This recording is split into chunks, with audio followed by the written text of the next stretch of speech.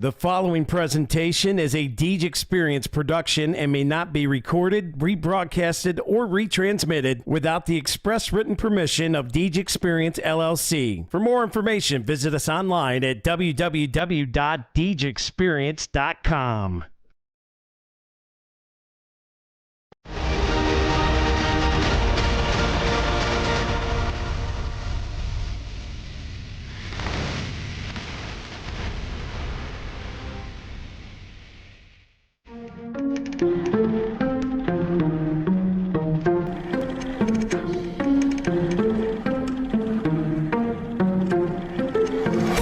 Yeah, it's been a minute, but I'm back at it.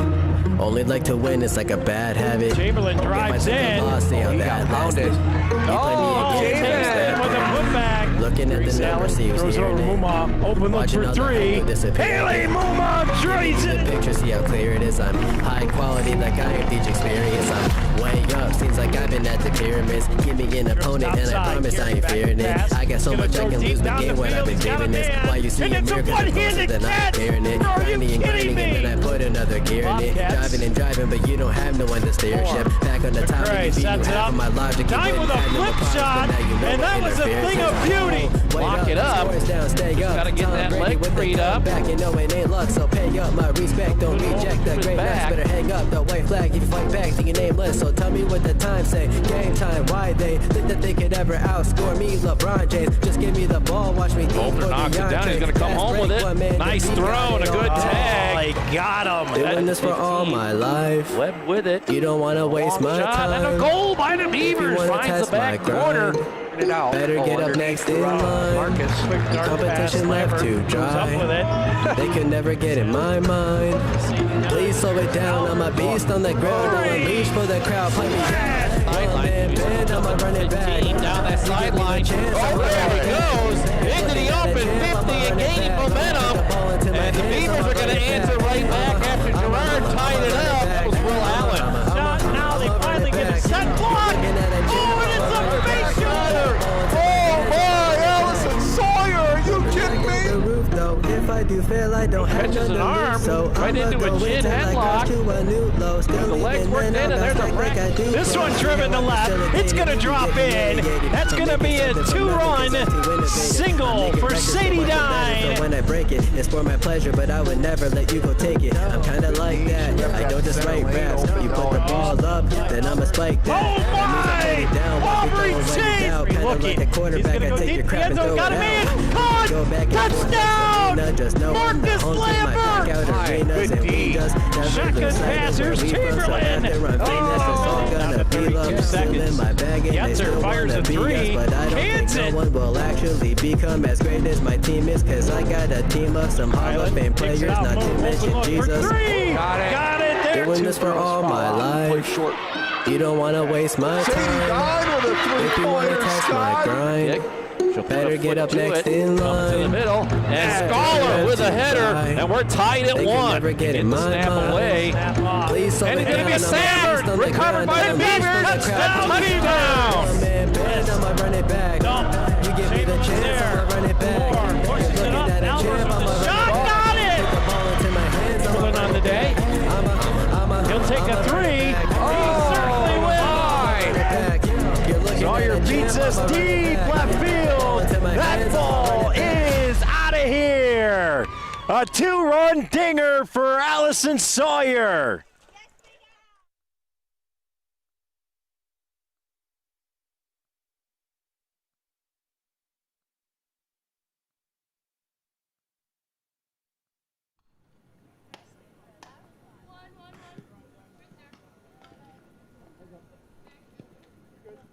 Well, good evening, ladies and gentlemen, and welcome in to the Deej Experience Sports Stream. My name is Scott Lockwood.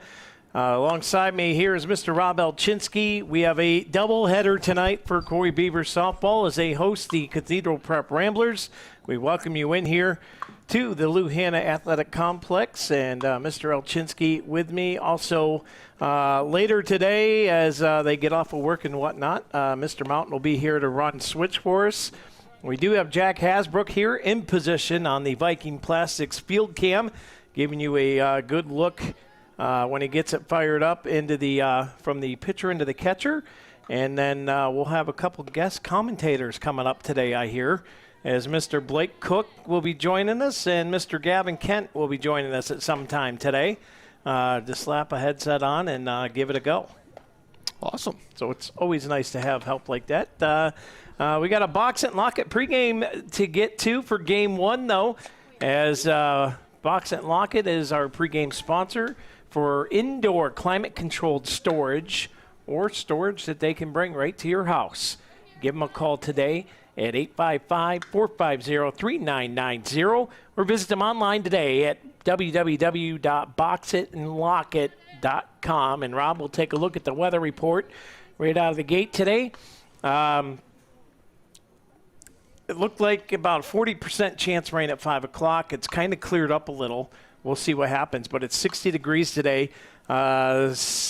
Cloud coverage, 64%. I believe that bumped up to 75, but the rain percentage has dropped to 15%. We'll see what 5 o'clock brings, but there's a 10-mile-an-hour wind blowing in from the southwest with 62% humidity out there today. Yeah, it should, kind of a perfect night, Scott, for a softball game. Temperature's not too hot. Players should stay nice and cool, especially going with a doubleheader. As long as the rain stays away or no heavy rain, it should be a great night. Let's get to it. Our 3 steps to success brought to you by Snap Fitness. Number 1, set the tone early. The Ramblers will be on the sticks first for Game 1. And let's set the tone early. Sadie Dine gets the nod in the circle today. Let's control the strike zone right out of the gate. Yeah, absolutely. We talked about it, and we saw from Peyton there the other night. Get ahead in the count, control the pitches, and give yourself the advantage every at bat. Step number 2 I got today, use the team speed to pressure Prep's defense, right?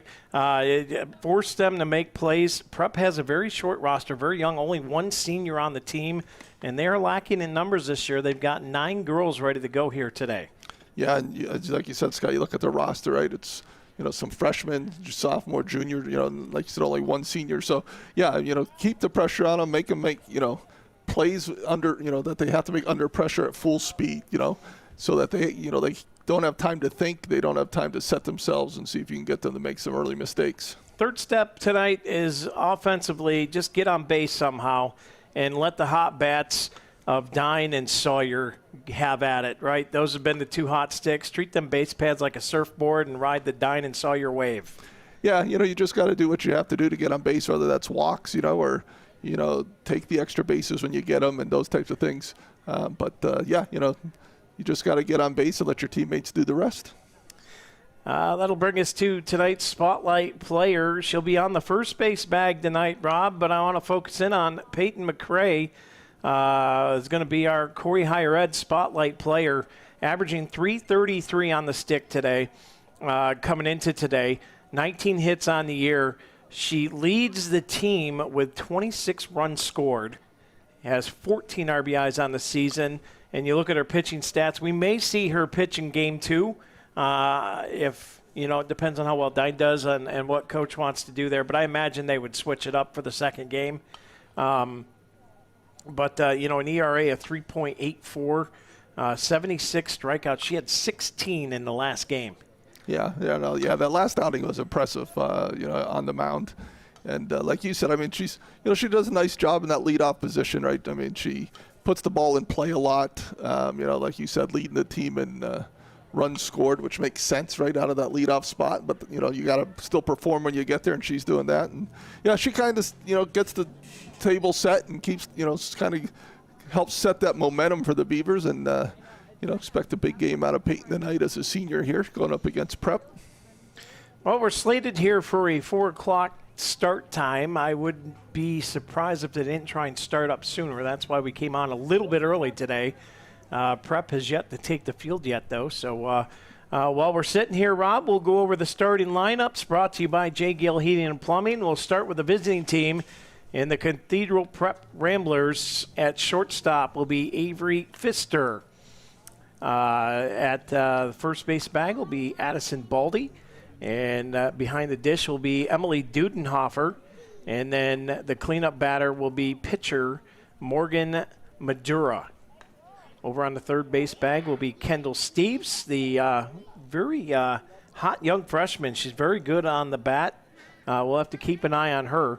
Out in center field will be Eva Donikowski. At the second base bag will be Sophia Montanga. And left field will be, help me out here, Rob, Cameron Morschauser. And then in right field will be Morgan Oler. And that is your Jay Gill Heating and Plumbing starting lineup for the Cathedral Prep Ramblers, as we'll turn the focus to the home squad.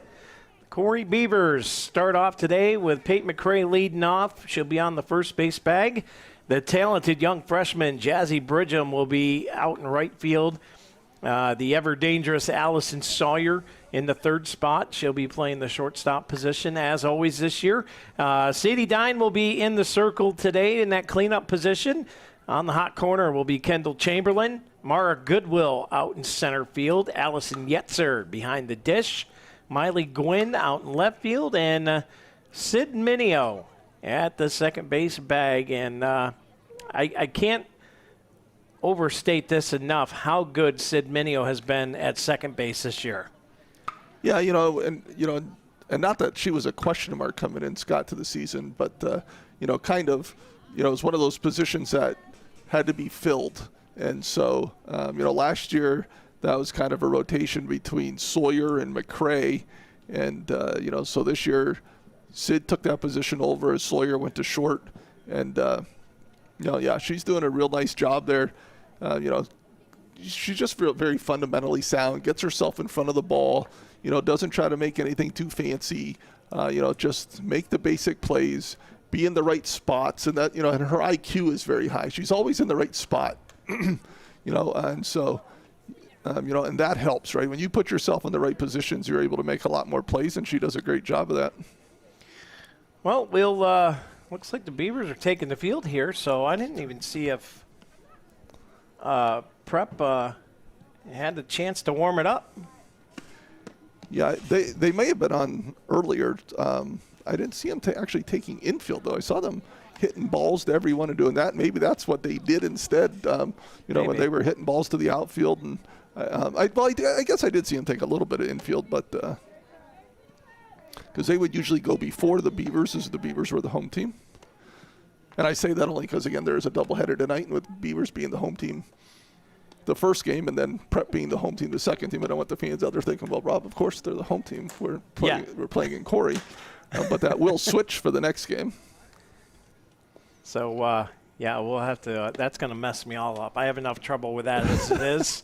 You're going to have to babysit tonight. Well, I'll try to keep us on track to my best ability. So here we go as the high fives come around the horn, and we're going to have ourselves an opening pitch brought to you by Fox Family Insurance. Yeah, it's going to be Avery Pfister, like you said, Scott, leading off, the lefty. Shortstop.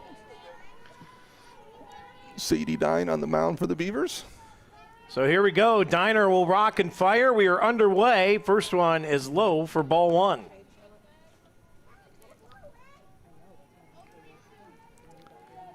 And like you said, Scott, Prep coming in with only 7 players dressed tonight. And that's going to be a 2-0 count. That one just off the plate. We'll see how long it takes Sadie to get settled in here, but that was one of our keys to success. Come out blazing early. Take control of that strike zone early. This one up high for ball 3. So a 3-0 count as Pfister way out in front.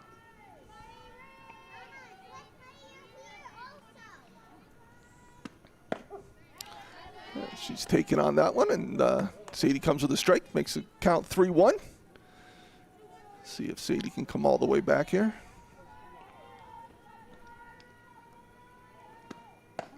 Swung on and missed. And that's going to set us up for a Dusty's towing payoff pitch. Yeah, probably a break there for Sadie. I think that one was a little high. That might have been ball 4 if she lets that one go. But now Sadie's got to take advantage of that. This one ripped foul into the Beaver dugout fencing. Reset and do it again.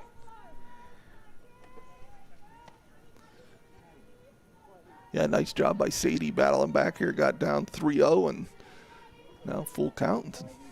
Throw 3 strikes in a row here. Dine winds it up. Low for ball 4 and a leadoff walk for the Ramblers. So that'll bring up Addison Baldy, head coach's daughter. First baseman for Prep. Stearns squares the bunt. Misses that one.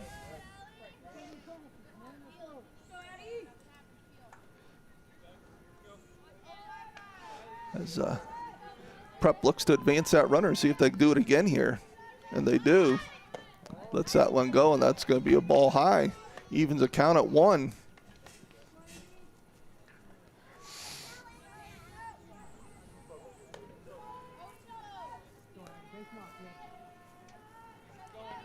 Dine checks the wristband, now winds and fires.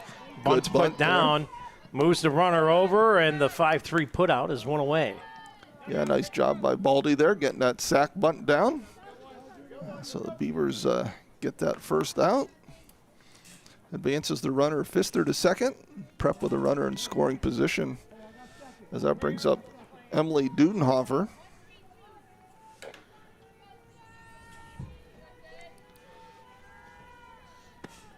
Dine fires, big Big cut cut from there. Yeah. Dudenhofer. I felt the wind from that one up here. The big swing from the senior.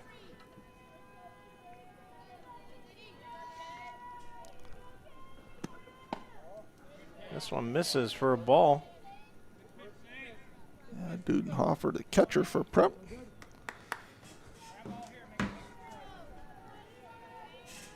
It's all ones. 1 ball, 1 strike, 1 out. First inning. Swung on a miss. Another big cut at that one. Yeah, nice pitch from Sadie there, busting her inside a little bit and low. Gets Dudenhofer going after it.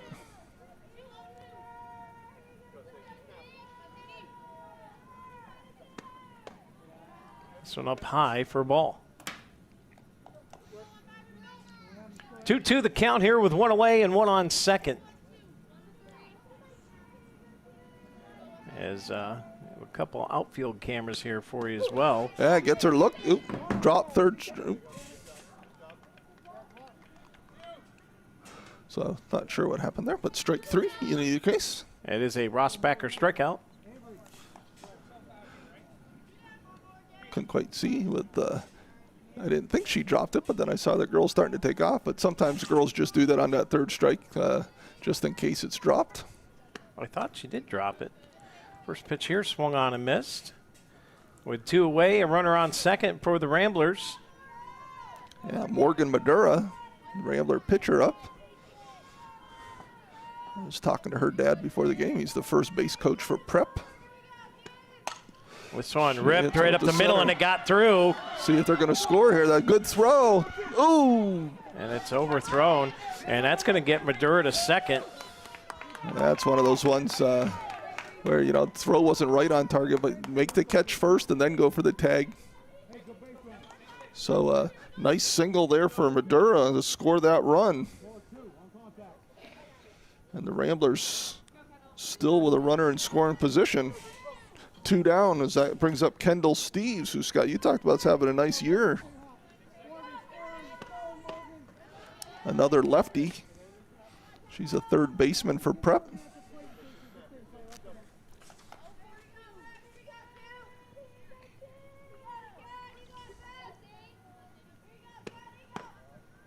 That one misses outside for ball 1-1.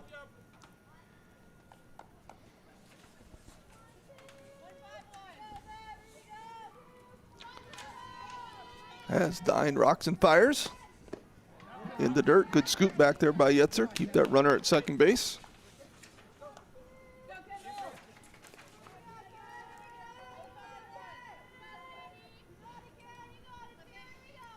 Here's the 2-1.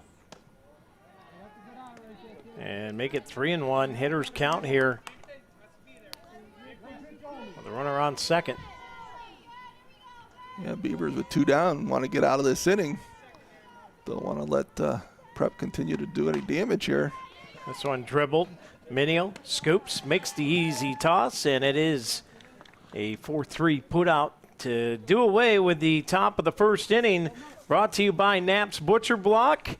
And it's the Beavers trailing 1-0 after half inning. We'll be back right here on the Deej Experience Sports Stream right after this.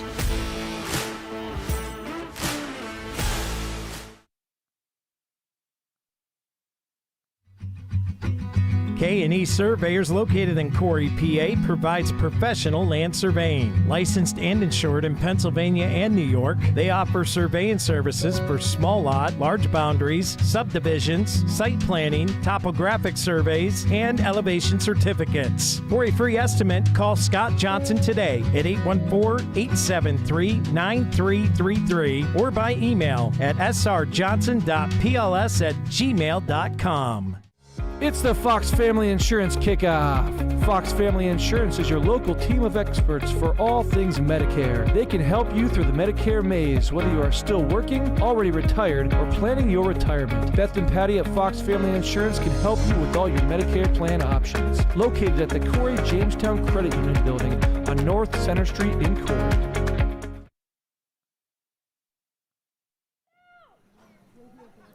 And welcome back in here to the Deej Experience Sports Stream. Scott Lockwood, Rob Elchinski with you. And Jack Hasbrook down there on the Viking Plastics field cam as the Beavers will have their crack at it here in the Knapp's Butcher Block first inning of play.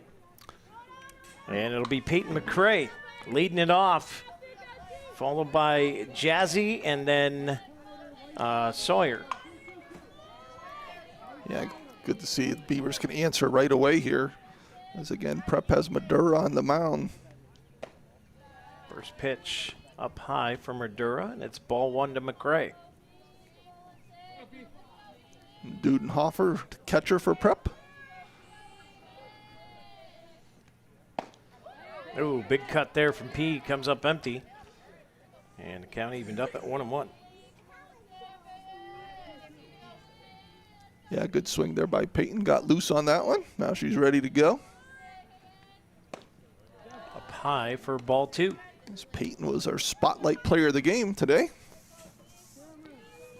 Brought to you by Corry Higher Ed.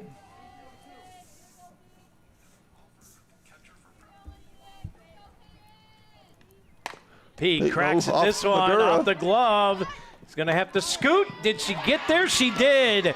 Great wheels from Peyton McCray. And a leadoff single for the Beavers. Yeah, nice job by McCray there. Right up the middle. Madura able to get a glove on it, but out, couldn't make the play. Kind of a reaction play there on her part. And then the catch or the shortstop, Pfister tried to make that play, just unable to do so. Peyton with good wheels. And here goes the Beavers. This one fouled off. And an 0-1 count to the young freshman, Jazzy Bridgham. And, Rob, we've commented several times how impressed we are with this young freshman. Yeah, again, batting in that two-hole, lefty, good speed, good back control. Got a lot of tools going for her. Obviously just needs some more experience, but doing a nice job for the Beavers. That one swung on and missed, and 0-2 the count here.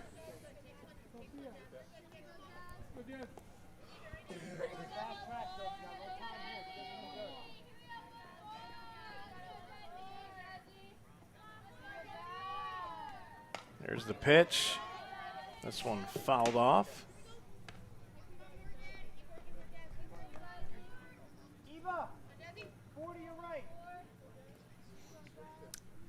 So 0-2 is the count. McCray on first. Bridgham dug in. Here's Madura, winds and fires. That one up high for a ball. And the count moves to 1-2. Like you said, Scott, Beavers, one of the keys to the game today was, that team speed. And, so got to get things moving here, keep the ball on the ground.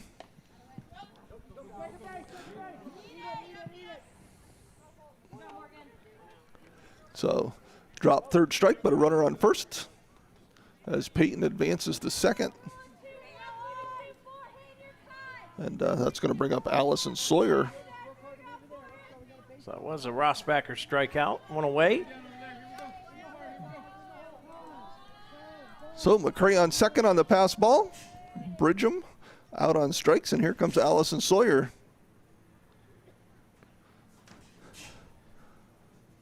And Prep called timeout here for something.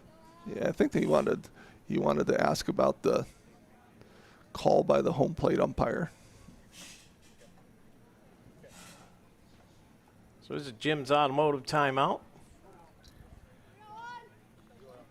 And now we'll get back to play here as Dudenhofer drops behind the dish. Sawyer awaits as Madura checks the wristband. Leans it forward, now will rock and fire. Up high for a ball.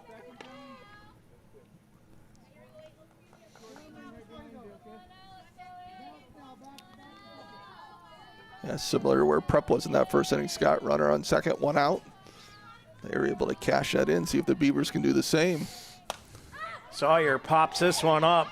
Ooh, drops. Peyton McCray heads up. Nice job by Peyton McCray as that ball just over second base. There's some confusion there, I think, between the Prep players of who's going to take that one. I would have expected that play to be made, and going to give her a single on that because no one really touched it. As now we got runners on first and third. See if they get Sawyer moving here. And the big stick of Sadie Dine leads all batters for the Beavers. With the she drills one right between boy. Joe and under the left fielder's that's glove. trouble. Center fielder backing up well, but that's going to get Sadie to third for sure. Score two of the runs. Dine with a stand-up single turned into a triple with that error.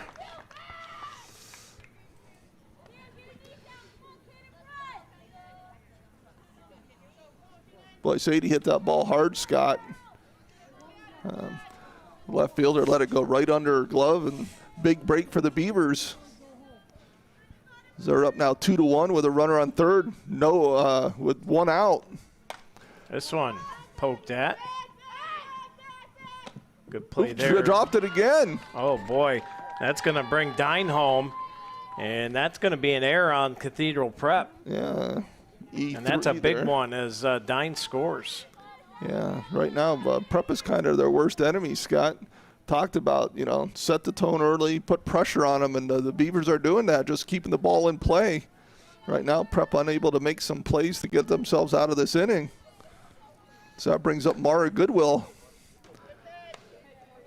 First pitch in there for a strike. So Beavers up 3-1. Runner on first and Kendall Chamberlain. One out. Swung on and missed.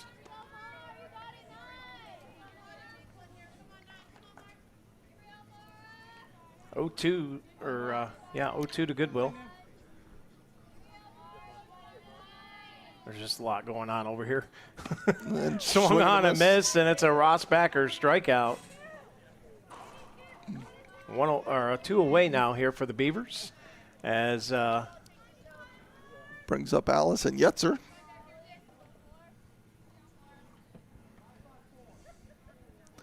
As Yetz digs in, Madura will wind it up. Swung on and missed.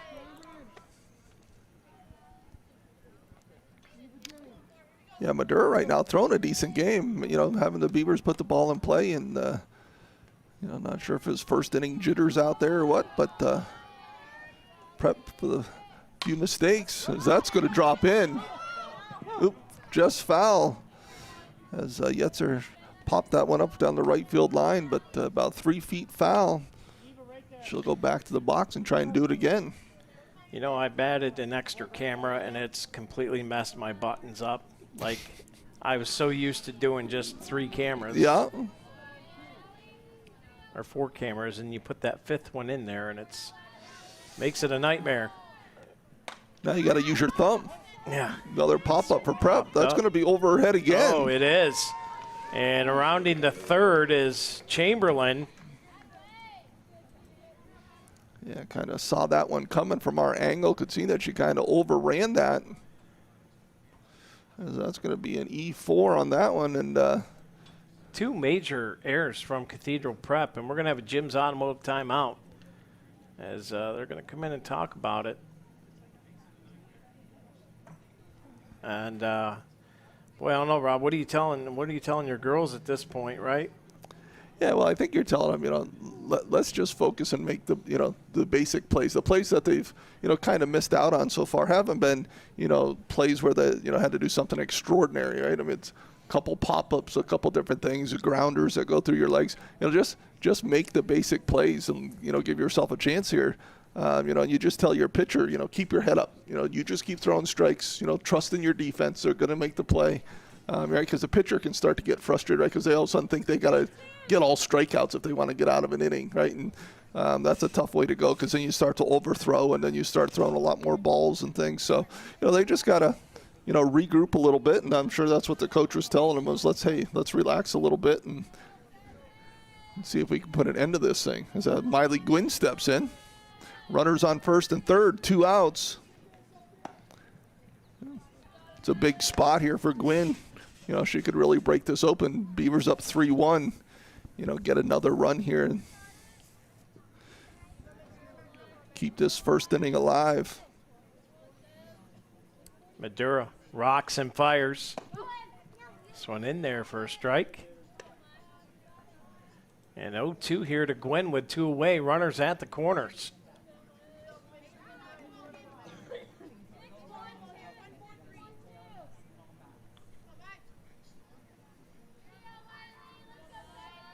Here's the pitch. That one low in the dirt.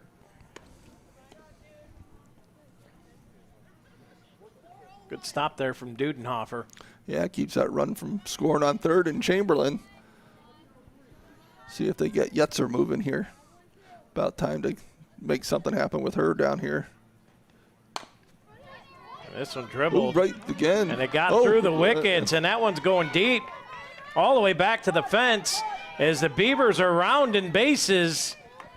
2 more score. And on another error, Rob, the Beavers. Yeah, another error there by the second baseman. And the Beavers put 2 more runs on the board as Gwynn gets all the way to third base on that. 2-out magic here for the Beavers makes it 5-1. And here's Sid Minio, the number 9 batter. And Minio would have hit the short. And a 6-3 Prep makes the play, gets out of the inning. But not before the Beavers put 5 runs on the board, Scott. 5-1. We'll be back on the Deej Experience Sports Stream right after this. Kearney and Ruth Law Office has been serving the Corry and Union City community since 1994. They concentrate in estate planning, estate administration, residential and commercial real estate transactions, and business law for LLC and corporations. Contact the Kearney and Ruth Law Office to set up your appointment today. 814-665-2301 in Corry or 814-438-2522 in Union City.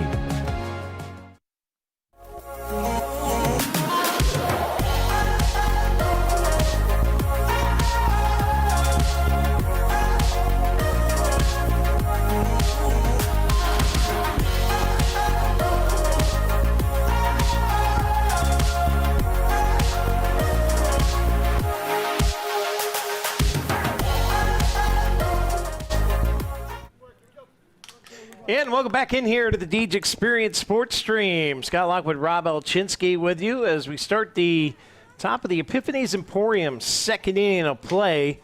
Prep giving up quite a bit of just a tough situation. 3 errors, and Beavers put up 5 runs. Yeah, nice inning for the Beavers there, taking advantage of it. Like I said, kept the ball on the ground in play, and Prep just not able to make some of those plays. A couple pop-ups they probably should have had, and, turned into a big inning for the Beavers. Sadie Dine begins her second inning worth of work. Eva Donikowski up for Prep. Nice shot there to right field. It's going to be over Jazzy's head. One off and the over fence. the fence. One hopper, and that'll be a ground rule double. Yeah, nice hit there by Donikowski, driving that ball to right field. Jack Hasbrook running that one down. Nice job there. See, he throws that back into the game. I'm not paying him overtime for that. Yeah. As that brings up Montagna, second baseman for Prep. So no outs, runner on second. First pitch swung on and missed here. So that's a big double there for Prep. They kind of need a spark somewhere, and leadoff double will make that happen. Yeah, that certainly helps the cause. That one wide for a ball.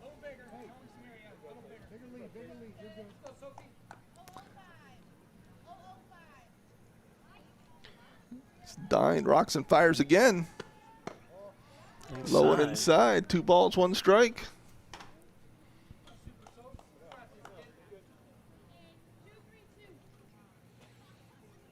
So Prep with the leadoff Sawyer Builder double as Dine goes to work here. And this one fouled off, and it'll bring count 2-2. As Yetzer takes that one a little bit, and Coach Williams going to come out and make sure she's all right as home plate umpire. Ned Bailey took his time. You know, those home plate umpires and catchers have a kind of a unwritten rule. If I get hit, you go talk to the pitcher. If you get hit, I'll go talk to the pitcher. And or dust off the dish, one or the other. You know, just to give them a little time to catch their breath a little bit. And so here we go again. Count 2-2. Fouled off again.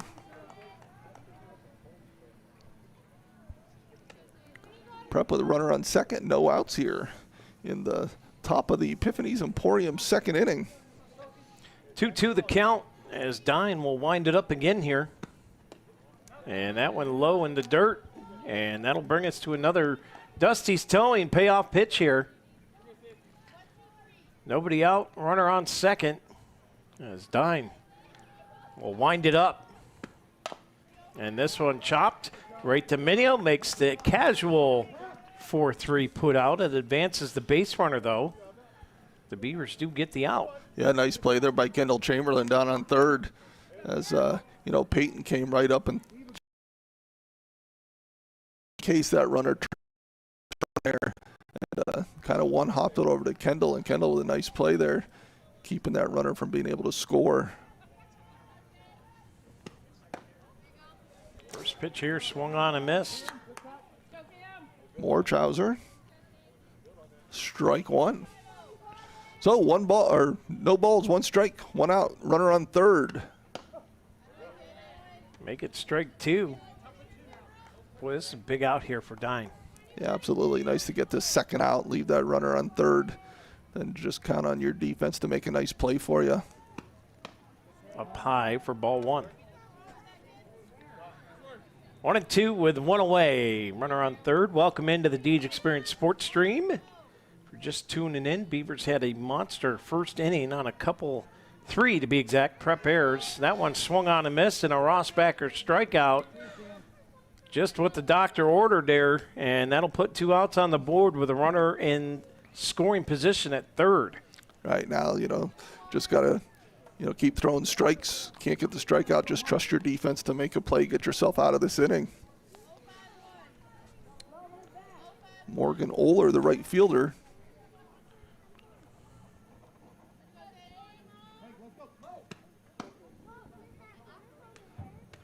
As I think the Prep coach is going to come down and talk to her.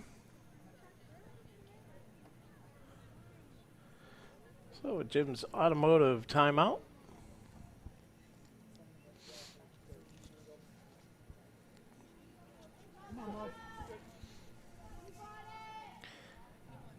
So Oler steps back in.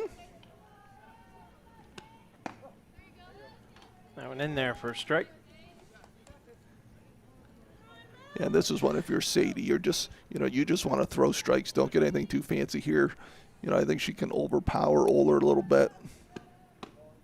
Oler doesn't feel comfortable in there. You can see her moving around in the box a little bit.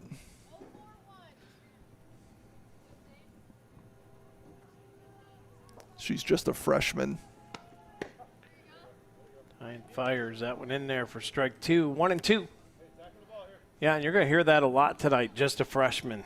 You know, this is a young prep team, and well, like we said, only brought 9 girls tonight. You know, I'm not sure if that's injury related or what, but Dine gets that strikeout and ends the inning. It is a Rossbacher strikeout, and that'll do it for the top of the second inning. And the Beavers will have their turn at the bats. We come back 5-1, the Beaver lead. We'll be back on the Deej Experience Sports Stream right after this.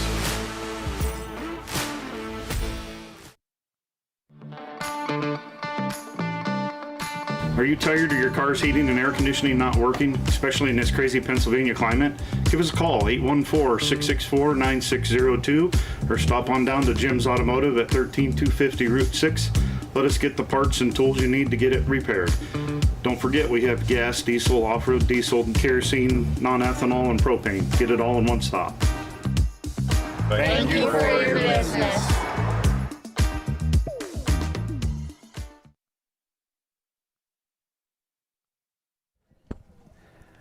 And welcome back in here to the Deej Experience Sports Stream. Scott Lockwood, Rob Elchinski, Jack Hasbrook on the Viking Plastics field camera, and welcome in guest commentator and Corry high school student, Mr. Gavin Kent. Yeah, hi guys. So, Gavin, where you been, man? It's already like the second inning. yeah, you're late. Hey, I had to put that work in, man. Yeah. I'm trying to hit districts this week. Yeah, absolutely. Nah, I'm just busting you. I did Gotta take care of you first. yeah. So here we go is the Beavers. Yeah, At the plate, Peyton McCray leading things off here, Rob. Yeah, singled and scored a run in that first inning, Scott. Like you talked about, you know, as she was our spotlight player of the game, brought to you by Corry Hyatt, and right away she made an impact in that first inning. High fly ball. Trouble, well. Oh, and it's dropped out in center field. And P is well on her way to third. Yeah, so it'll be another error for Prep, Scott. The fourth error. And we're no outs into the second inning. 2 innings. I mean, that was a beautiful hit too. I mean, you got to give it to these girls. They work very hard. Yeah, To absolutely. do what they've been doing. So You know, we talked before you came up, Gavin, how, you know, you just got to keep the ball in play. You know, don't strike out. Let's make the defense make the play, and they've been doing a good job of that, which has been creating some of these errors. This brings up Jazzy Bridgham. Jazzy struck out her first time up.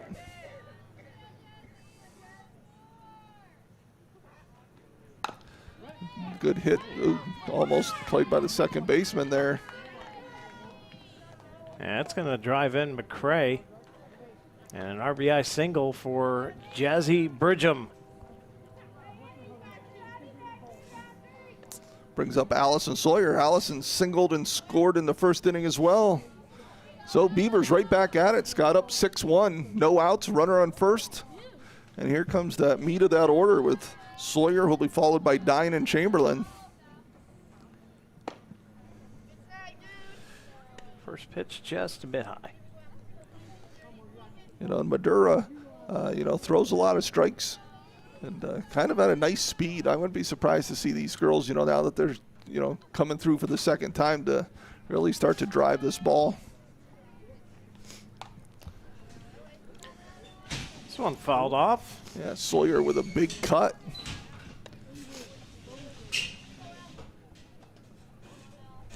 So that evens the count at 1.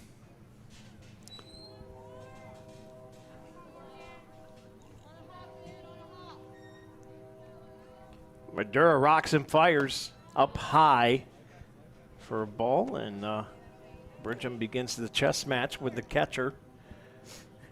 Yeah, Bridgham with a big lead there. Just tempting that catcher. And again, a lot of times, Scott, I mean, you know, why you do it, right? You just take the focus off. You put so much pressure on them to make, you know, I got to be thinking of this. I got to be thinking of the runner. I got to be doing all these things. And then they make a little mistake, right? And then you get there anyways. And we're going to have a 3-0 count here. 3-1, I think. Or 3-1. Yeah, the scoreboard, I think, is off a little. There's a shot. Oh, Great boy. hit. I called it, Scott. I said these girls a second time through. And that thing is out of here. It is a LECOM Corry Memorial Hospital 2-run shot for Allison Sawyer. And I believe that is number 5 on the year for Big Al. Yeah, Scott, that cleared defense by a good 25 feet. She didn't miss that one at all. She's been swinging a hot bat, this whole, probably last 2/3 of this season, and she's continuing that today. Now 2 for 2, and that was a monster home run there. And that is now an 8-1 lead, and now it brings up the other big bat and Sadie Dine. Yeah, Sadie, like I said, Madura kind of throws that nice speed, and she's not going to overpower these girls. And now they've seen her once, they can really sit on their pitch. Ooh, boy, that brushed Dine back a little bit. Yeah, guys, Sadie's a heck of a player, and even better person. She has classes with a few of my friends, and I hear great stories about her. I've never seen a kid that laughs so much. Yeah. Yeah, she's always having fun. Yeah, that's a good thing in an athlete. I mean, if an athlete's not having fun, that one gets through up the middle here. Yeah, nice single there for Sadie. Yeah, definitely. You want them to enjoy themselves while they're out there, that's for sure. I mean, I know in the basketball season when I go watch the girls' games, she's always having a blast, up or down, whatever they are. She's still having fun. She puts her all into the game too, so it's really respectable. And here comes Kendall Chamberlain. Kendall reached on an error first time up and scored. First pitch misses here. And Scott, the Beavers are up 8-1 already. Yeah. With nobody out here in the bottom of the Epiphany's Emporium second inning. Madura fires, lost a handle on that. That one gets rattled around. And that'll get Dine to second on the pass ball. And Chamberlain steps back in, 2-0 count. This is where, Madura's just got to keep her composure out there. Kendall fouls this one back. She's got a young team behind her. They've made some mistakes, but as the pitcher, right, you don't get a choice, right? You got to keep your composure and just trust that they're going to start to make those plays for you. She'll wind and fire here. Chamberlain takes a crack at that, fouls that one off, and that'll even up the count 2-2.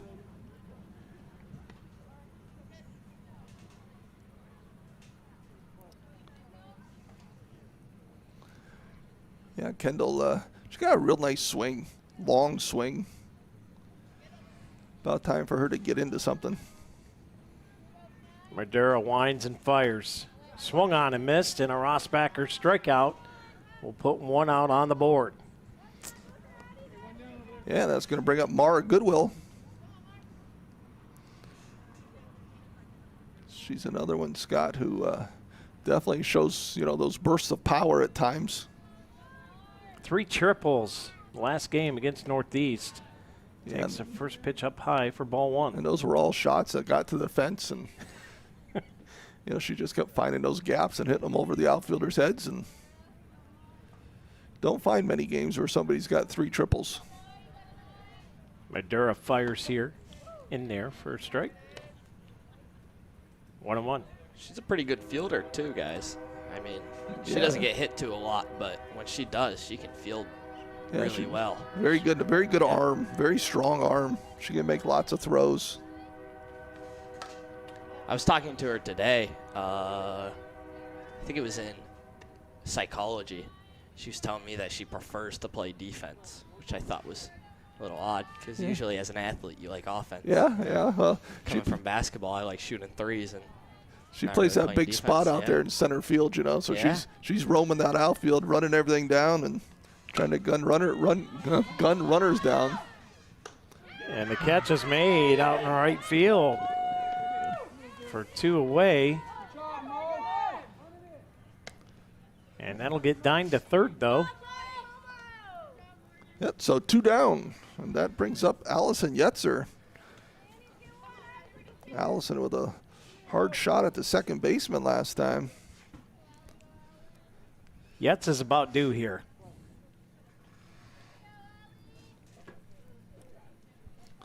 Nice to get that run in out there on third.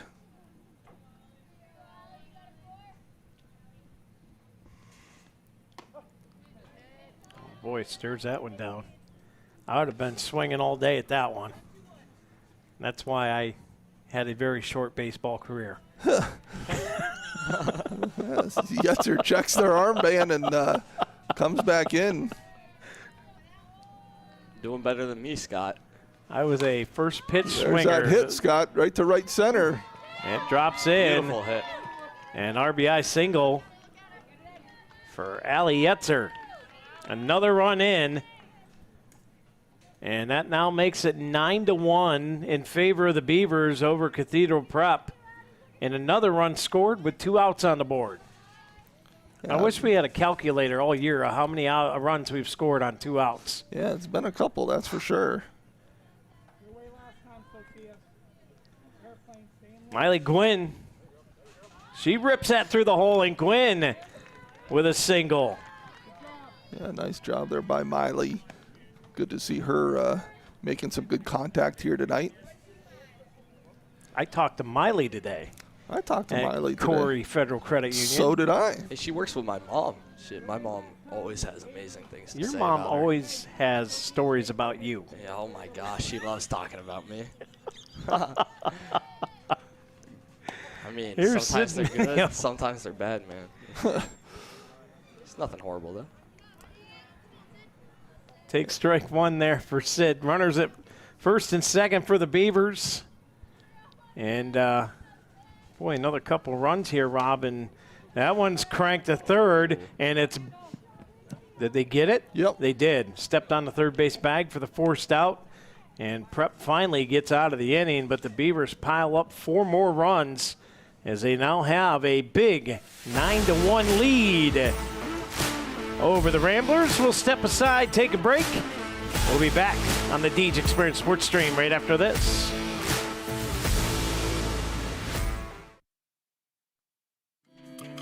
The Fork and Barrel Restaurant is a semi-casual fine dining establishment with an innovative and modern menu. Come visit the restaurant to watch the Beavers on the big screen and to try out the weekly chef specials, mouth-watering menu, and a wide variety of craft beverages. They offer extraordinary catering options and many areas to choose from for event reservations. Stop by the Fork and Barrel Restaurant at 554 Country Club Road in Corry, or give them a call today at 814-964-4687.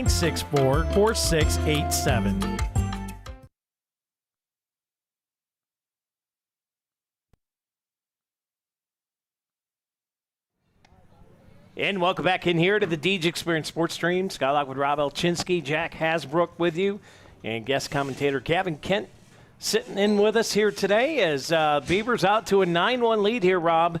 And who do we got up for Cathedral Prep? Yeah, so Prep going to the top of the lineup, Scott. We're going to have Avery Pfister, Addison Baldy, and Emily Dunhofer. As Pfister walked and scored her first time up. Top of the Cafaro's Custom Butchering. Third inning as Pfister fouled the first one off. It's an 0-1 count as Dine checks the wristband. Now we'll wind it up. This one fired low and away for ball 1. Count evens up here, 1-1. This is a big week for Corry sports. Just wanted to mention that. I mean, there's a soccer game tomorrow, right? Middle school. And then baseball, softball, and track on Thursday, right? Yeah, Thursday's a busy day. They're trying to get everything in for keeping prom weekend wide open. Right? That's going to be a great time. You got your drip for prom already? Almost. I got to buy some chains. I didn't want to wear a tie, so. That is a Rossbacker strikeout for Diner. How many is that early here today? 4 so far, Scott. All right.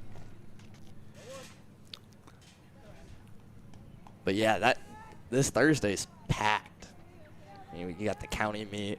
I don't know who softball or baseball is playing, but Softball hosts Conneaut here at home, and baseball hosts the Eisenhower Knights over at Columbus Field. those are both going to be great games. Baseball's been on one. Yeah, it's they had a tough one. They had Fairview all the way Yeah. yesterday. I don't know if you watched any of that game, Rob, but they had Fairview on the ropes, and they gave up a big inning, and it got away from them.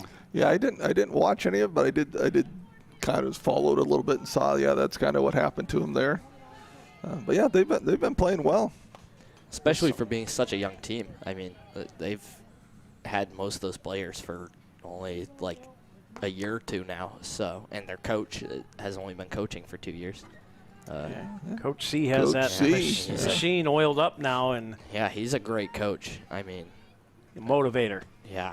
This one dribbled, and it goes foul. Chamberlain made the throw to first anyways, just in case. I mean, from the basketball season, I know. Like, he's just. I've never seen a coach pace the sidelines for JV basketball like Coach C did. I've never seen a coach turn purple like Coach C did when we made bad plays. Did you ever turn purple, Rob? I would suggest you talk to Lucas Zaborski. This one up high for a ball. I still get picked on by my family about Lucas situations.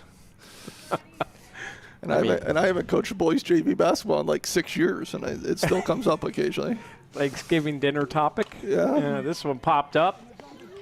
Job There's by Minio swooping in again, making another big play from the second base position. Sid Minio puts 2 outs on the board now. Yeah, it's kind of one of those ones that it's right in line with you, and it's so hard to judge that when it's right at you, because you get no perception from an angle. And she kind of, waited to see and then went and got it and gets that second out. Dudenhofer steps in. First pitch swung on and missed. Yeah, Dudenhofer struck out her first time up. And Sadie Dine seems to be figuring it out here. Scott having a nice game for herself. Yeah, motoring right along is Diner. Oh, that one almost dropped in there, but a little miss up high for ball 1. Last few games that I've watched, it was Peyton McCray at pitcher. I mean, I haven't seen any of the backup pitchers pitch yet, so. Yeah, they usually switch back and forth a little bit between Sadie and Peyton. I wouldn't call it backup per se, but they alternate. Yeah, it's 1 and 1A. Yeah. And the 1 and 1A would only be determined by who she started the first game of the season. Yeah. But yeah, no, they're both real good quality pitchers, and it's kind of a luxury that Corry has, to be able to go with different pitchers and give teams different looks. And I mean, they have such good young talent coming up too, so it's going to be great in the next couple years for Corry sports in general. Strike 3 on Dudenhofer. And that is a Rossbacher strikeout, and we'll turn the page to the bottom of the 3rd inning. We'll be back right here on the Deej Experience Sports Stream. Beavers up 9-1 when we come back.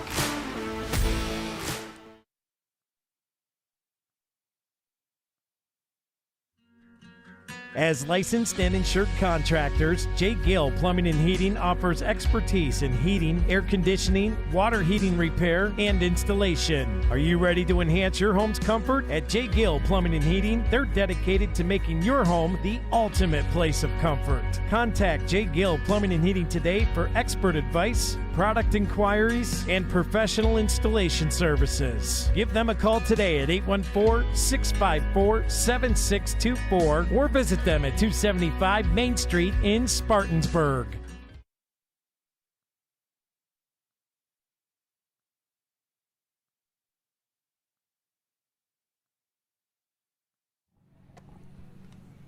And welcome back in here to the Deej Experience Sports Stream. Scott Lockwood and Mr. Rob Elchinski on the call. We got Jack Hasbrook out in the field cam. Stephen Mountain finally decided to come to work after working all day and is now set up on the switch. And we have guest commentator Gavin Kent with us here today. And that went through the wickets of 2 prep girls as we were getting the throw coming down. So I don't think The third baseman was expecting it and just kind of went through there. So we're at the top of the order here for the Beavers, and it's Peyton McCray again. Yeah, as Beavers been able to bat around twice, Scott, in both the first and second inning.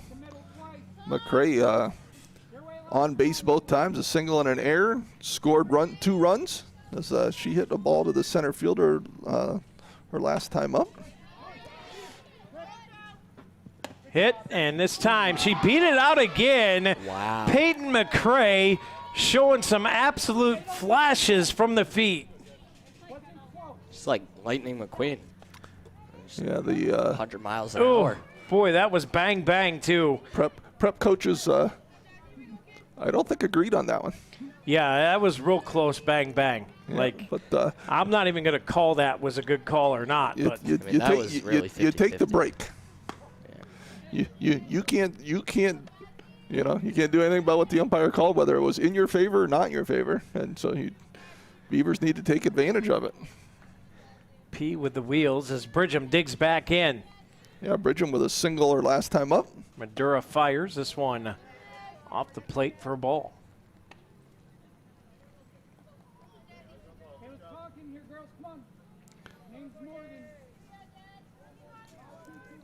See if the Beavers can continue this hot start. Madura winds and fires. Bridgham, fly Drop. ball. That's going to drop in.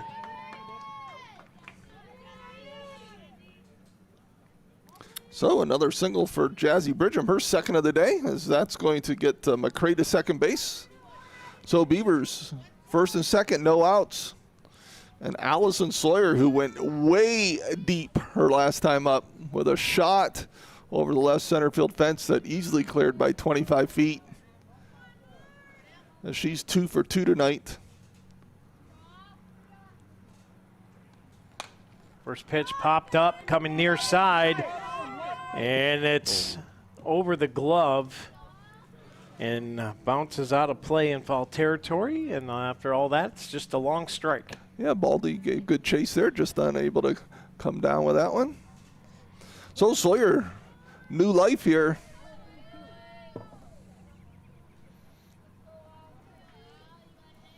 Steps back in. Madura fires this one. Cranked back into the backstop. I really respect these girls that can make contact with the ball. I play slow pitch sometimes at gym class, and I still can't make contact with the ball. Yeah, it is a challenge at times. I got Coach B throwing a little underhand pitch at me, and I still can't hit it. Madura winds and fires here. This one swung on and missed. And after a long bomb, Sawyer will take the Rossbacher strikeout, and that'll bring Sadie Dine to the plate. Yeah, Diner 2 for 2 with 2 singles, 2 runs scored. As the top of this lineup has caused a lot of damage to Prep tonight. So Beavers 1 down. Runners on first and second.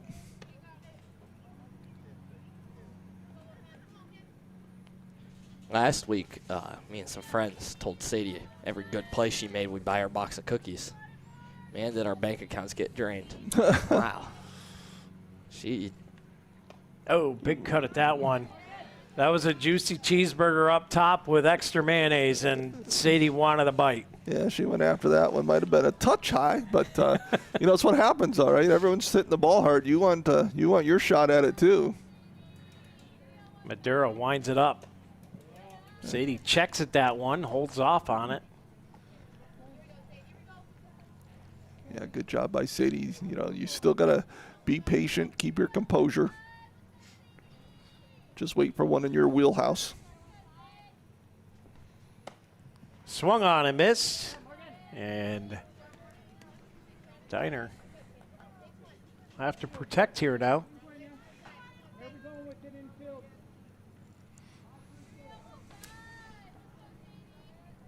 Two is the count. Madura winds it up. And that's going to be ball 3. Yeah, so and Dusty's towing payoff pitch. Yeah, full count here. Again, Beavers, McCray on second, Bridgham on first, Dine at the plate. 9-1 lead. Madura rocks and fires. Dine swung on and missed, and a Rossbacker strikeout. 2 in a row here as Madura has kind of settled in here. Yeah, those 2 big strikeouts for her. Kind of the meat of the lineup there was Sawyer and Dine with runners on and no outs when Sawyer came up and, able to get 2 of those strikeouts. Well, now there's 2 outs on the board, so the Beavers can score now. Yeah, that's typically where they go. As Chamberlain, strike 1. But that is 5 strikeouts so far for Madura, Scott. And this one dribbled, and they just picked it up in foul territory. Yeah, that was doing one of them high wires down the line there. Just crossed over at the last second. And luckily, as with Peyton on second, would have made an easy play at third base. That pitch up high. Yeah, she holds off that one.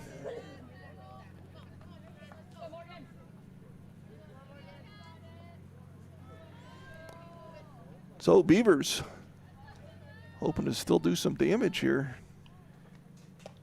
Oh, Kendall wanted that one, swung on and missed, and Madura strikes out the side.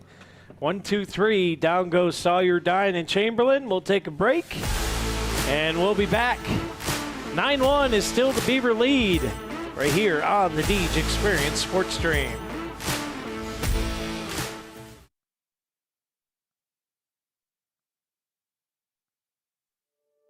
Located at 34 North Center Street, Epiphany's Emporium offers an abundance of handcrafted artisan items. Open Monday through Saturday from 10 a.m. to 5 p.m. and Sundays from 12 noon to 4 p.m. Epiphany's Emporium invites you to come check out their creative inventory. They have gift items like pottery, jewelry, leather handbags, and journals. They also have crystals, handcrafted wood items, fiber art, and art supplies. Check out their craft sodas as well. It's all at Epiphany's Emporium.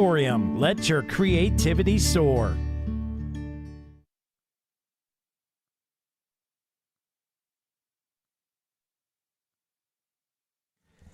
And welcome back in here to the Deej Experience Sports Stream. Scott Lockwood, Rob Elchinski with you. Stephen Mountain, Jack Hasbrook, Gavin Kent joining us today for Game 1 of our doubleheader.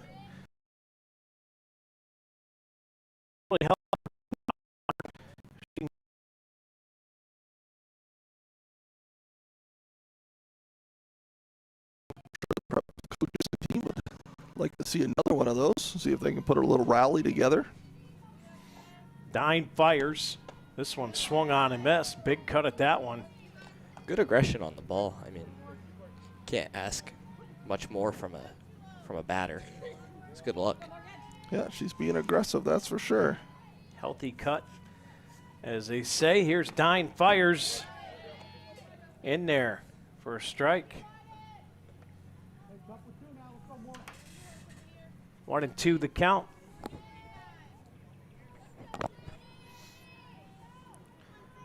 Sadie Dine rocks and fires. That went a bit up high, trying to get her to go fishing after it. Madura stays at home, and it's 2-2. I mentioned Madura's dad, one of the coaches. He's the first base coach for Prep. That one gets away there in the dirt low. And we got another Dusty's towing payout pitch. Coming up here is Dine.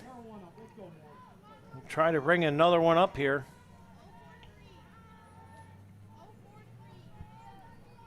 As the pitch call comes in, Dine fires. And that one off the plate for ball 4, and it's a leadoff walk for the Ramblers. And that's Sadie's second walk of the night.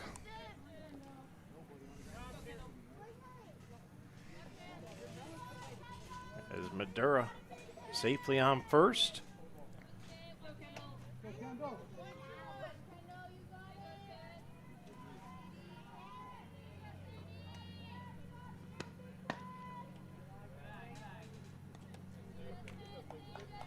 Up at the plate here for the Ramblers is, I believe this is Steves, the lefty freshman. Oh, little excuse me swing there. Fouls it down the third base line.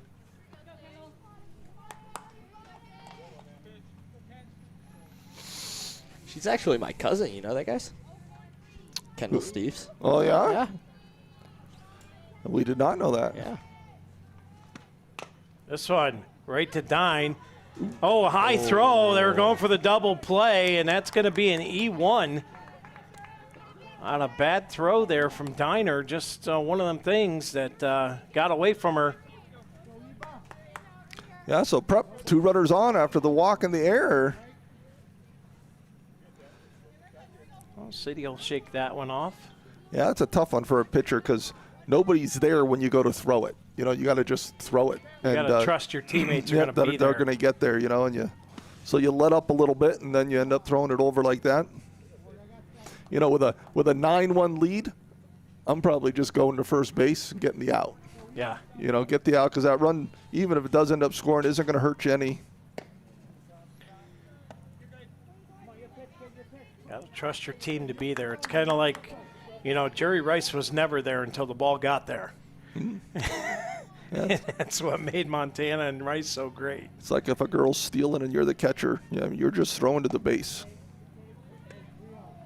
It's their job to get there.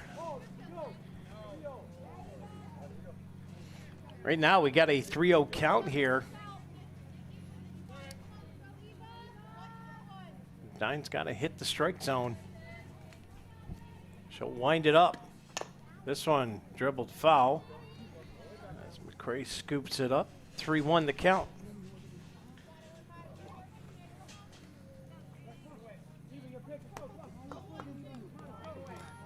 Yeah, Prep. Madur on second. Steve's on first. Donikowski averaging .438 on the year. Dine fires. This one's fouled back. And we'll set up a Dusty's towing payoff pitch coming up.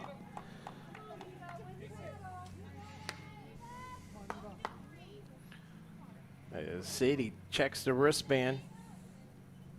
Rocks and fires. Swung on and missed, and a Rossbacker strikeout. Yeah, great job by Sadie coming back there in that at bat. You know, last thing you wanted was for Prep to get bases loaded without a hit. And she able to get that first out. Settle back in there. That's going to bring up Montagna, the second baseman. She grounded out to second her first time up. Pops up. And almost a near miss there. Yeah, McCray and Minio kind of got there at the same time. Two-way street there. Got to be talking and got to be listening. Not sure what was happening there. At the plate is Morschauser.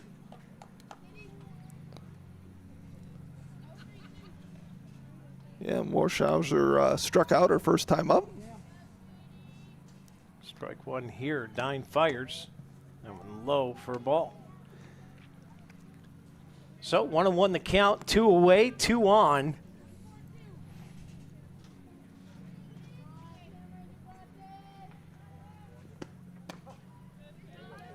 That one in there for a strike. So 1 ball, 2 strikes, 2 outs. Beavers trying to get out of this top of the K&E Surveyors 4th inning. Dine fires. That one misses.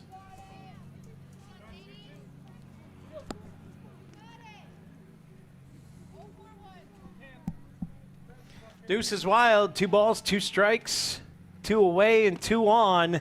And that one swung on and missed.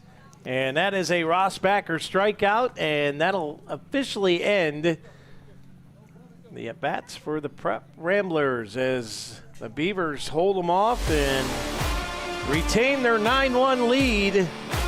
We'll head to the bottom of the 4th by K&E Surveying when we come back.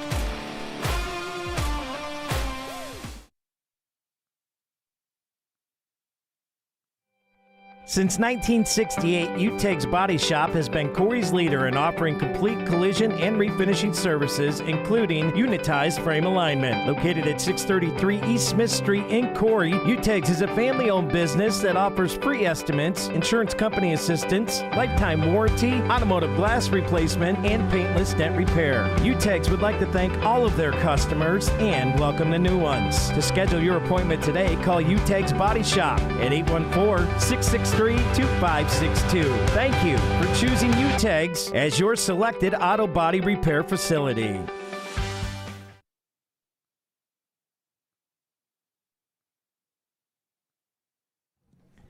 And welcome back in here to the DJ Experience Sports Stream. Scott Lockwood, Rob Elchinski on the call for you today. Stephen Mountain on the switch now. Jack Hasbrook out in the outfield with the Viking Plastics field cam. And Gavin Kent alongside us for the ride here today is digging in for the Beavers. What do we got, Rob? Mara Goodwill, followed by Yetzer and Gwynn. See if the Beavers can get back on track here and start to put some runs on the board again. We got a great game here. Take a triple. Goodwill with a shot. All right, single will work. Nice hit there from Goodwill. Yeah, another hard hit there from Mara. Has stroked that one right up the middle. Nice play by their center fielder to get it in. So that's Donakowski out there in center for prep. So that'll bring up Allison Yetzer. Allison been on base twice tonight. Reached on an error and had a single her last time up with an RBI. Yetz dug in. Madura fires, and that one chipped up high behind the backstop. And looked like, Goodwill was going on that pitch as well.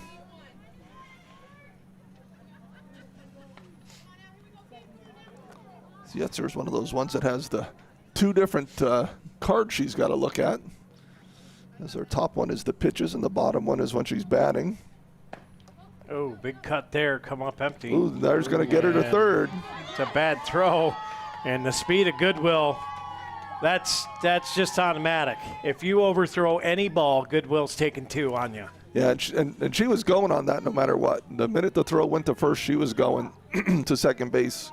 That's why she got that big lead, just hoping they would throw it to first, and she was going to be on her way to second. I mean, she might not have hit a triple, but she got there anyway. Close enough. For sure. Yetz dug in, swings high at this one, fouls it off, and we'll reset, do it again. I tried talking to her about the triples the other day, and she said that she was angry that it wasn't home runs. Shooting for the stars, am I right, guys? Absolutely. Here comes Yetzer again. Fouls it off, straight back. Boy, Yetz is taking some pretty mean, healthy cuts down there, Rob. Yeah, she's looking good in there, like I said, but on twice tonight already. It's no balls and 2 strikes. With Goodwill on third, no outs. Bottom of the K&E Surveyors 4th inning. Yetzer lines one down first. Great nice hit there. Scores the run.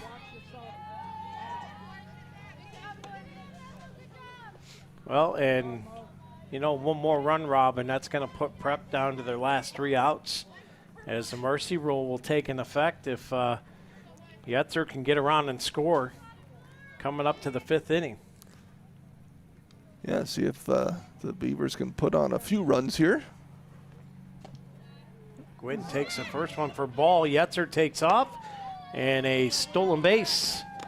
Yeah, catcher juggled that ball, and Yetzer, that's all she needed.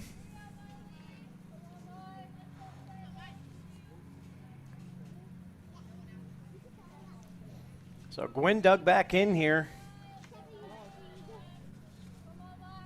Madura fires, swung on and missed. It's almost like Miley's just a little late on her swings. Yeah. Tonight she's been on base twice too with a single as well. Takes that one up high for a ball.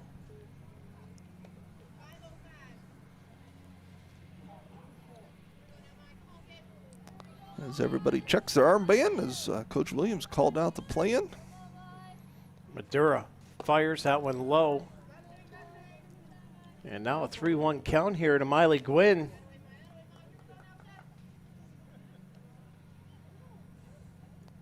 The other day, I stopped by Little Caesars after one of these games, and I saw an umpire there. It was a fun experience. Ball 4. Did you share your pizza with him? Yeah, I mean, I didn't share pizza with him, but I asked him to. Yeah? He was like, oh, I'm good. And then he walked out with a pizza. I was like, I would have made him pay. Umpires like pizza too, you know. Sid Minio. The number 9 batter. Sid with a good cut as Beavers get a healthy lead out of both Gwynn and Yetzer.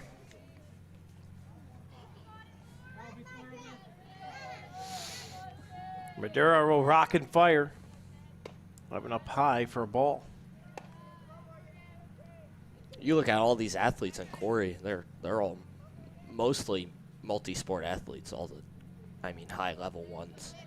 And that really puts in perspective how great Corry's programs are. Yeah, makes Look at Sydney, she plays volleyball and softball basically year-round. Yeah. Look at other girls like Sadie. I mean, she plays volleyball, basketball, softball. Even going into men's sports, I mean, you have guys like Camden, who he golfs in the spring, and then he plays basketball and baseball year-round. Swung on and missed. Yeah, as Minio goes down on strikes. Rossbacker strikeout. That'll bring us back to the leadoff batter, or top of the batting order, I should say, as Peyton McCray will dig in. Yeah, Peyton on base 3 times tonight with 2 hits, 2 runs. See if she can keep it going, as she was our Corry High Ed Spotlight Player of the Game. That's deep a shot. hit. Way back. That one is out of here. It's a 3-run jack for Peyton McCray. Wow. Lecom Corry Memorial Hospital. Home run, her 2nd of the year. Yeah, great swing there by Peyton McCray. 3-run homer. It looks like the Yankees out here, guys. Just what the Home Beavers runs needed, after home Scott. runs. Base pads are clear.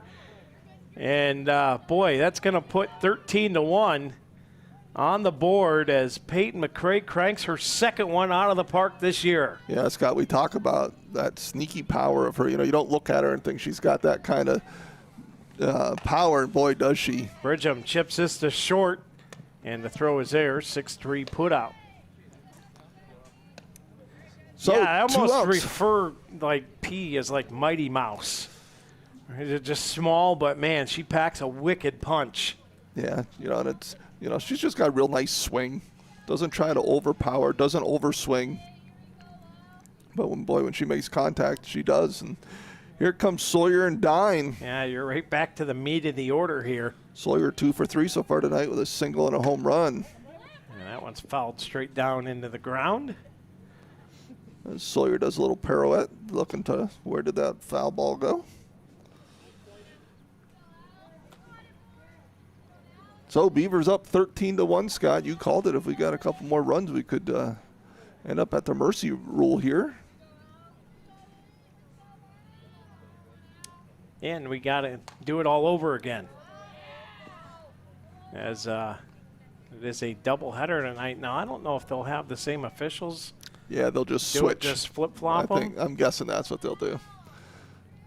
I didn't know if they would do that with it being 2 varsity games back-to-back. Yeah, I would think that's what they would do. I mean, I'm sure there's lots of games going on. Probably tough to get another set of officials here because, you know, they'll all be at games probably tonight, being a nice night and everyone having to get games in.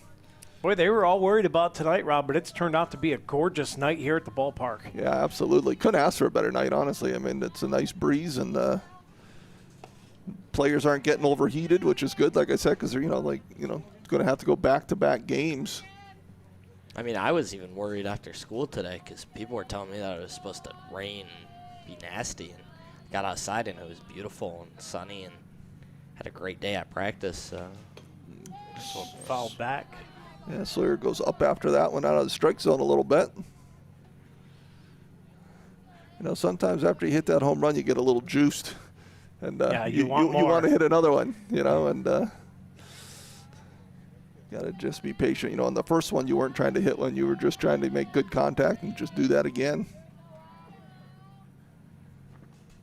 Up high for a ball. Well, it's the mental aspect of the game. And sometimes the mental aspect will get you more times than not than any other thing will get you. Yeah, as Madura went a little higher on that one after she saw Allison chase the last one. She said, well, let's see if she'll go after another one. And this one chopped down and scooped up That'll by be a Short. tough play as Sawyer can move. Yeah, and Sawyer safely beats it out. So JH Napa Auto Parts single for Allison Sawyer. Where's she at on the sheet today? Home run, single. 2 singles and a home run, and struck out once. So 3 for 4 so far tonight. I was seeing how close she might get to a cycle here. Yeah, not tonight, it doesn't look like. So up comes Dine. Dine also been on twice with 2 singles, scored 2 runs. Madura offers. Dine rips this, and that's straight down the line. And a fair ball. Sawyer will get the third. Dine will get all the way to second. Yeah, Sadie Dine going to end up giving her a double on that because outfielder didn't really make a play and didn't throw it to third either. So we'll give Sadie a double on that one. Sawyer Builders double. And that'll bring Kendall Chamberlain to the plate.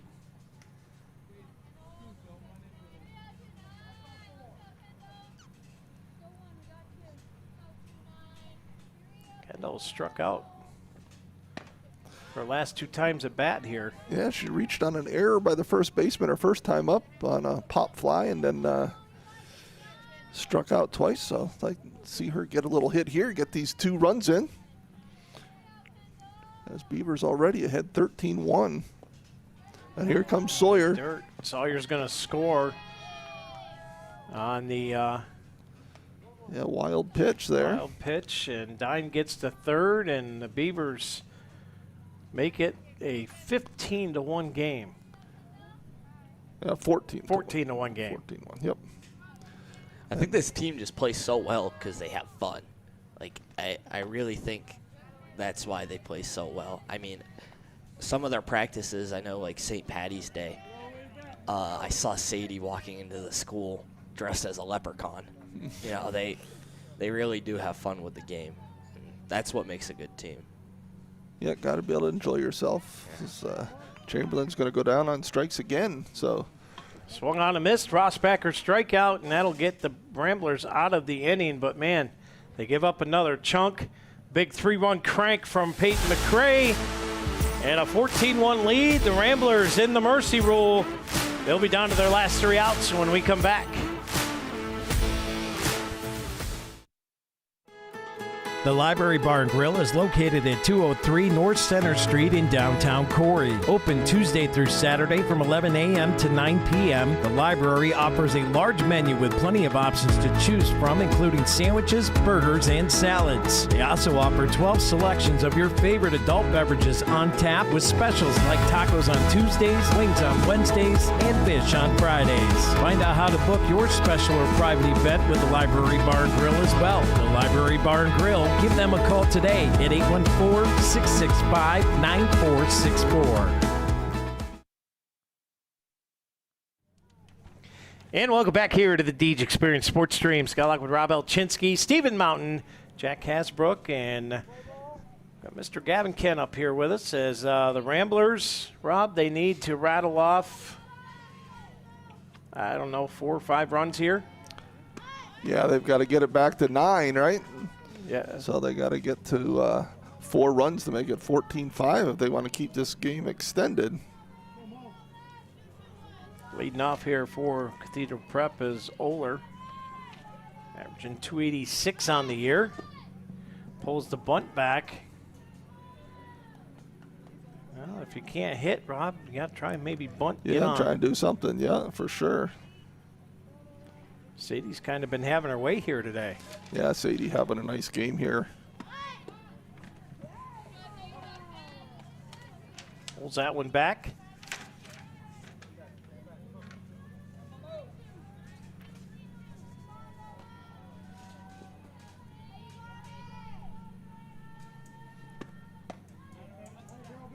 That one up high for a ball. And that'll make it a 3-0 count here.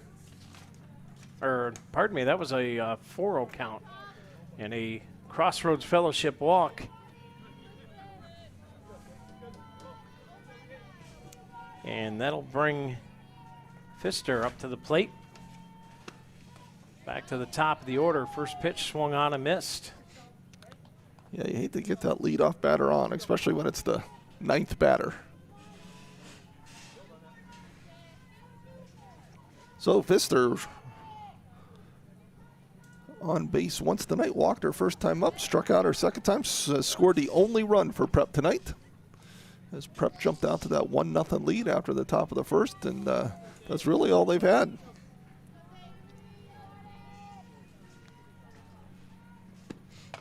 This one popped up, Chamberlain right on it. Got a double play. And oh boy. A 5-3, 5 unassisted, how do you say that? F5 and a 5-3. F5, 5-3 double play. Yeah. All right.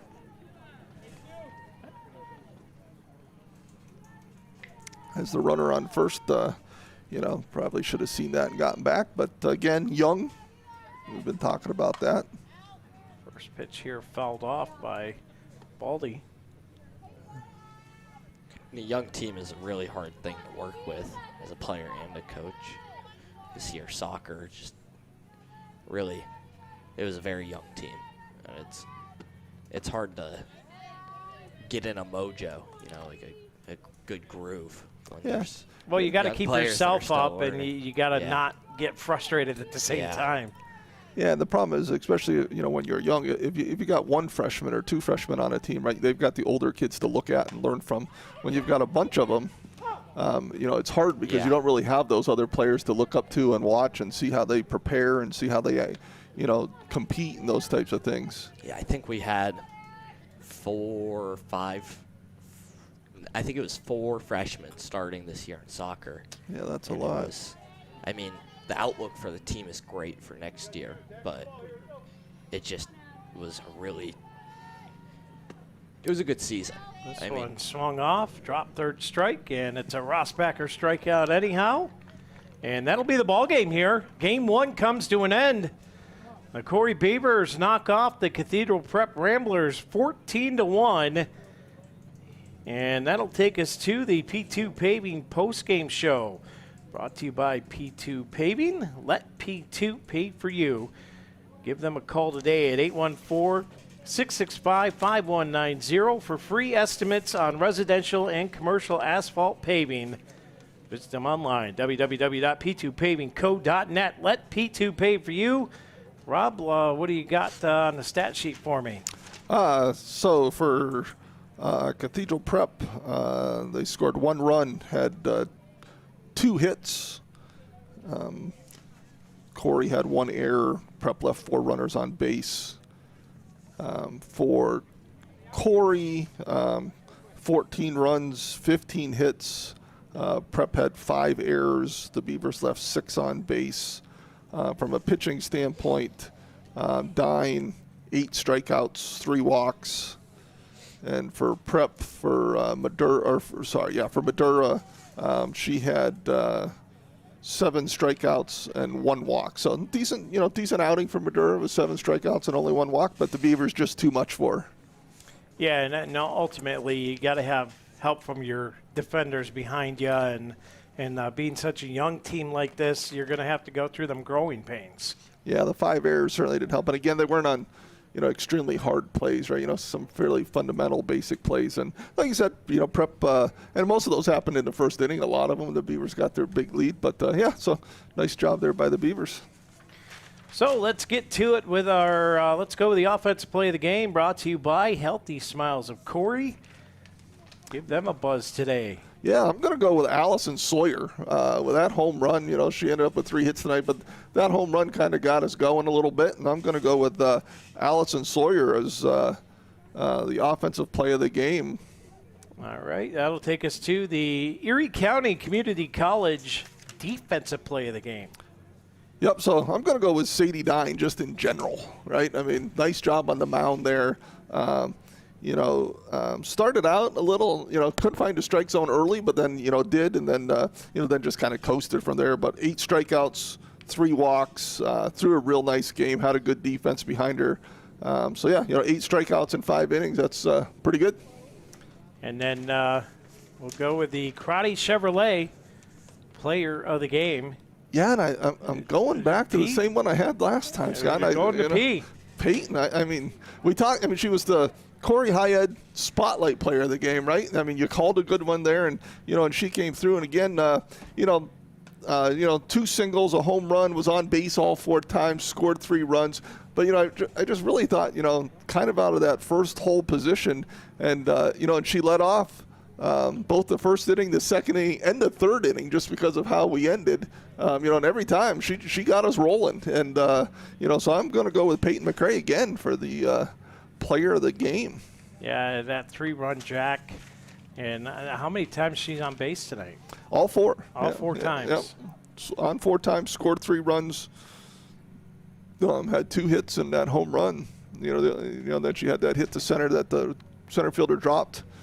Got on by error. But yeah, I just thought again, she let us off 3 different times, and made things happen every time, and then finished it off with that home run in the top of the 4th, bottom of the 4th inning. So nice job by Peyton. And as suspected, Rob, she's warming up. Looks like she will pitch for the second game for the Beavers. Doubleheader on the way. The Beavers knock off the Ramblers 14-1. We got a sportsmanship award to give out. Brought to you by Deej Experience LLC, and I got to look at Madura here. Yeah, I think so too. Yep. Defensively, and she, she didn't score the run in the first. She was only running to get on base both times she was up, and threw a nice game. I think I said 7 strikeouts, 1 walk.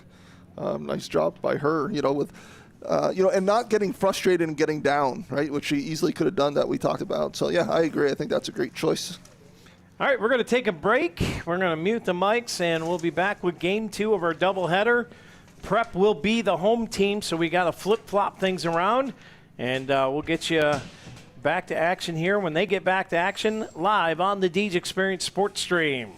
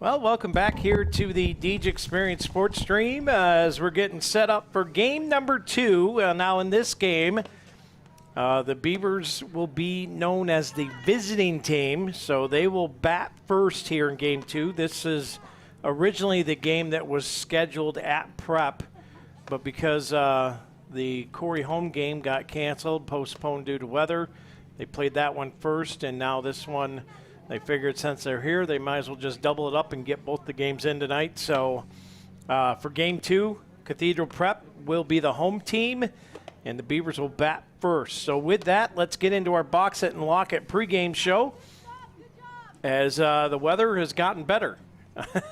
So there was a chance of rain at 5 o'clock. That didn't happen. That sun is shining bright, Rob, and it's a gorgeous evening here at the ballpark. It's been all game long, and now we get into our Box It and Lock It pregame show, and let's start it off with let's go with the Snap Fitness 3 Steps to Success. Yeah, so you want me to go with these ones? Sure. Yeah, so to me, I think there's a couple things. One is forget the first game if you're the Beavers, right? You can't be like, oh, look how good we did, right? New pitcher, new game, new start. You got to go win another one, right? So, just forgetting the first game, I think, is one key. Then the second key is stay aggressive. We really saw them, a lot of hard, big swings in there. And, so a new pitcher this time, they're going to have to get accustomed to that. But, just continue to stay aggressive at the plate. And then the third one to me is the one we always talk about with Coach Williams, stay aggressive on the base path. We put a lot of pressure on Prep, keeping the ball in play and then making them make decisions with it. And, they struggled with that a little bit.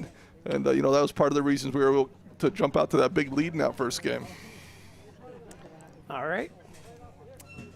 Yeah, and I think the true that could be said for Cathedral Prep, too. They're going to have to forget that first game.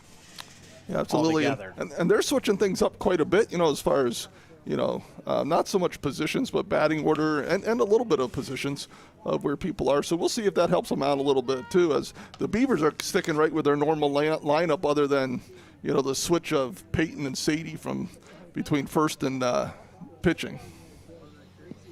So let's get to our Spotlight Player of the Game, brought to you by the Corry Higher Education Council. Who are you going with today?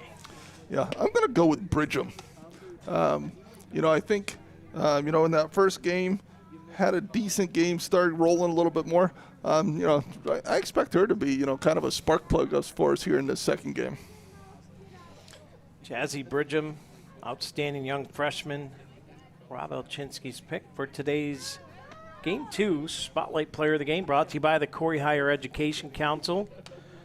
And Gavin, why don't you give me a couple things to look out here for? I think on Cathedral Prep's side, I think they could just really, all they need to do is clean up the errors. I mean, they had a lot of great moments where they could have gone in and out or, made a big play, but they just, overthrew someone or didn't catch the ball.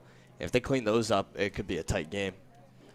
And on Corry's side, they just need to do what they did last game, hit the ball well, and, just do everything the same.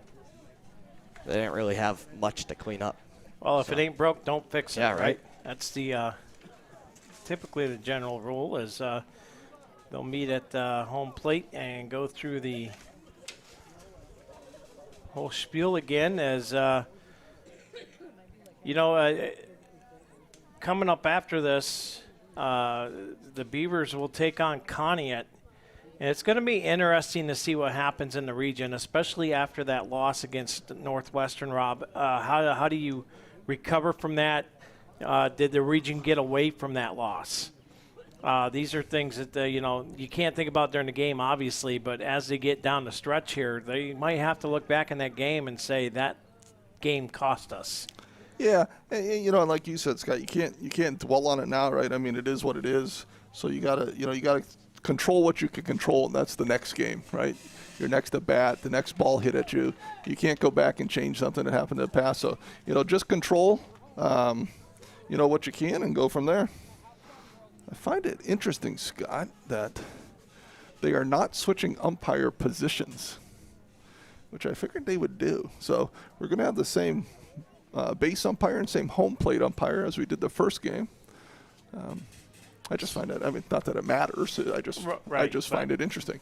You know, and it's one less thing you got to adjust to, you know, because you kind of know now what the strike zone is, right? Yeah. So you don't have to think through that again. Well, does he call him a little low, high? Does he open the strike zone up? Is it a tight strike? You kind of know.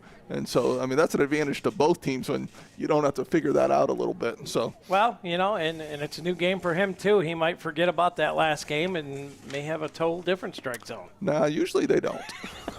You don't think so? No, usually, you know, I mean, the different pitchers can make it change a little bit, but usually, you know, you set up in the same spot, and that's part of it. Where your head sits kind of dictates how your zone goes. And so, you know, he's going to set up in the same spot, you know, based on the catcher and all that. So I would guess that it's going to be fairly similar. All right, well, we got a few minutes here. Give me your take on your good man, Charlie Brown. Oh, I thought it was a great show. I didn't know what to expect, right? Because I didn't know how the scenes were going to go and the changing and all those things. And so it was probably more a simpler set than it had been in the past, right? But I thought the kids just did, again, just a phenomenal job. And, Mrs. Smirka just, again, just rocked it. And her ability to pick the right kids for the right character is just uncanny to me. I mean, I just thought, you look at who she put in what role and you think it couldn't have been mixed better. Yeah. If you take one and switch it, you'd be like, boy, that would have just not been quite as good. She just does a phenomenal job. What'd you think? I'll give you one of my favorites, but we got to get back to action here. We do want to get a podcast on with all the kids as soon as possible, as we're here at the Fox Family Insurance opening pitch. First one in there, Pete takes it for a strike. As we're back underway here. Game 2 underway. The Beavers are the visiting team here on their home field. That doesn't happen very often. McCray holds off on that one. Good read. I will say my favorite character, I believe, this year was Sally. Yeah, she was good. Yeah, very good. Harrington played an excellent role. P pops this one up to short, and the catch is made, one away. So one out for Prep.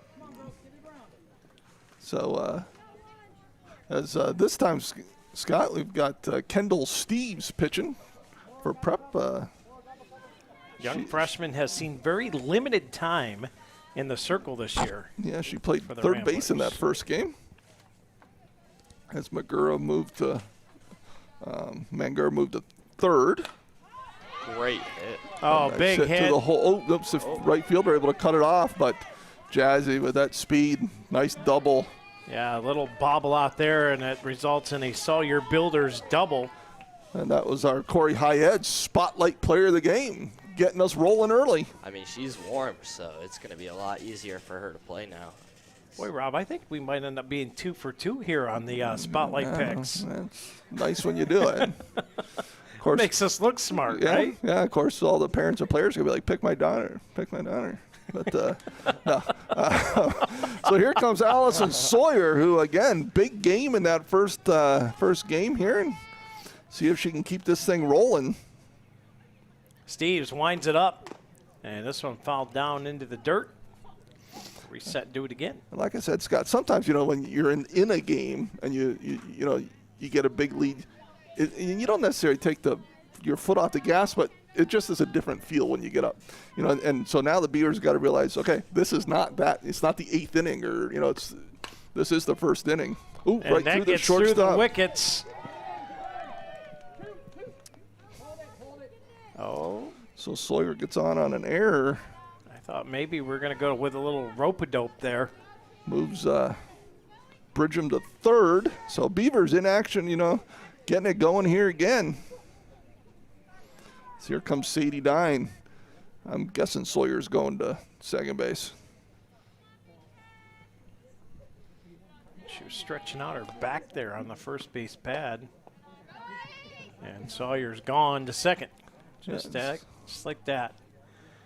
So, Beavers second and third, one out. Captain Nostradamus over here. Yeah, it's not too hard to figure out sometimes. Sadie Dine at the plate. See if the Beavers can keep that momentum from the first game here. Steves winds and fires. That one in there for strike. 1 ball, 1 strike.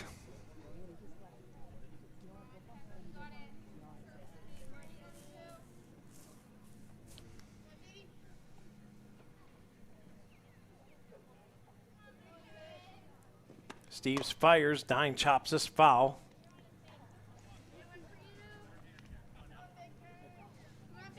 Well, that'll be a joke in the dugout later. E-coach. Huh? Hey. So, Sadie again. 1 ball, 2 strikes. This one popped up, playable, and the catcher can't make the play. Tried to trap it with both hands, and it just popped out on her. So Sadie gets a little breath of fresh air here. Yeah, good effort there by Baldy behind the plate. I can just hear Chamberlain or somebody down there now. Come on, coach, keep your head on the ball. Yeah.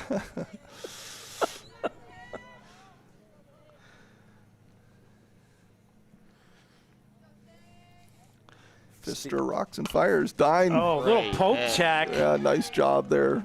Good at bat. That's going to score both Bridgham and Sawyer.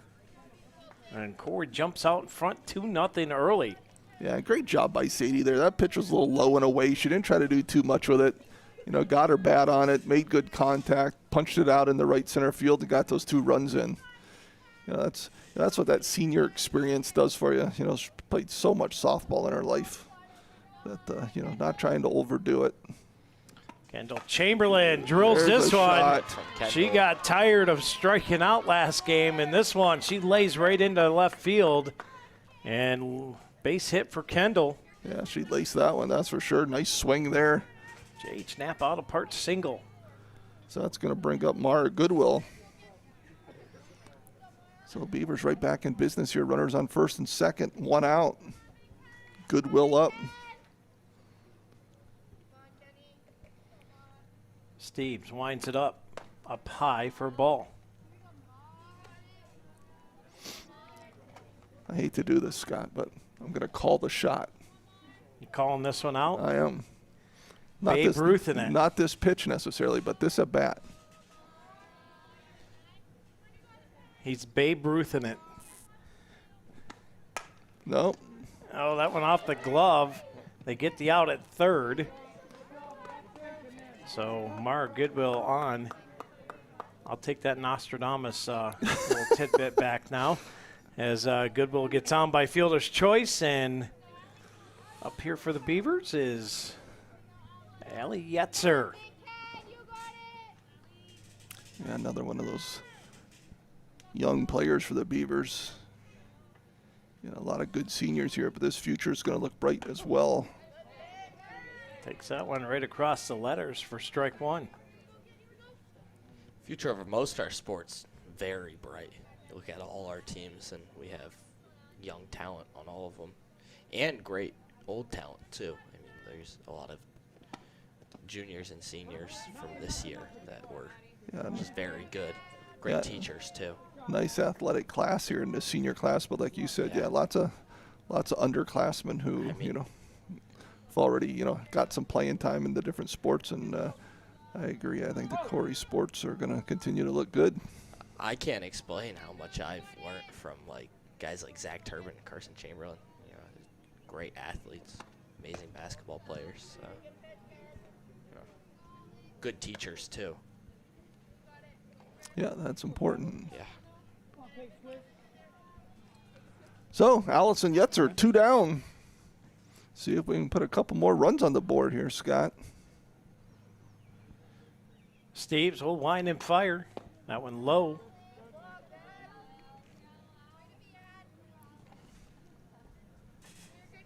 And 3-1 hitters count here for Allie Yetzer. Yetzer looks like she wants to put this one over Route 6 somewhere. She wants to hit it to those trees over there. I mean, that warm-up sling looked powerful. Steves rocks and fires. And got her looking. Yeah, but that's only strike 2, so I think everyone, I mean, it didn't look like Kendall was in a full sprint down there. I think she thought it was a walk, maybe. Because I think she might have thought that was ball 4, because she was certainly not on a dead sprint to third. It almost got her there, but so good break for the Beavers there, no harm. Dusty's towing payoff pitch. This one popped up, playable, and not able to get there in time. Just over the fence there on the near side here. Yeah, Dudenhofer not quite being able to make that play, and Yetzer survives to get another swing here. Now with runners at second and third, any hit will score these runs.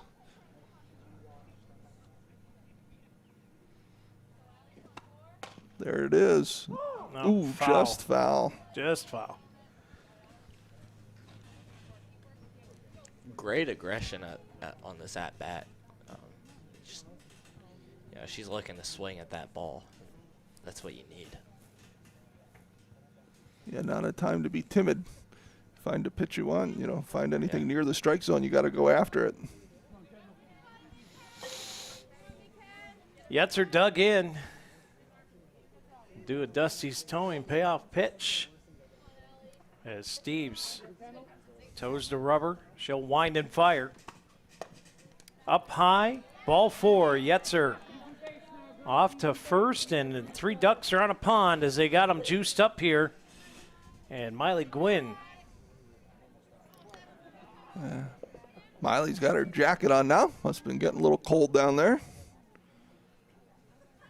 So Gwynn with a chance to break this game open for the Beavers a little bit here in the bottom of the Naps Butcher Block first inning, or top of the Naps Butcher Block first inning. Scott, Yeah. I'm the first one to make the mistake. Yes, it was not me this time.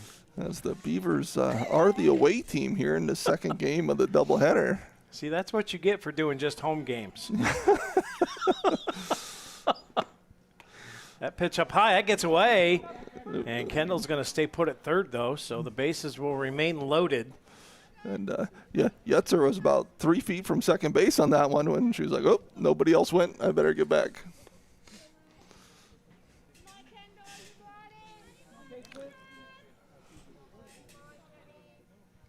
Steves will wind and fire here. Up high for a ball.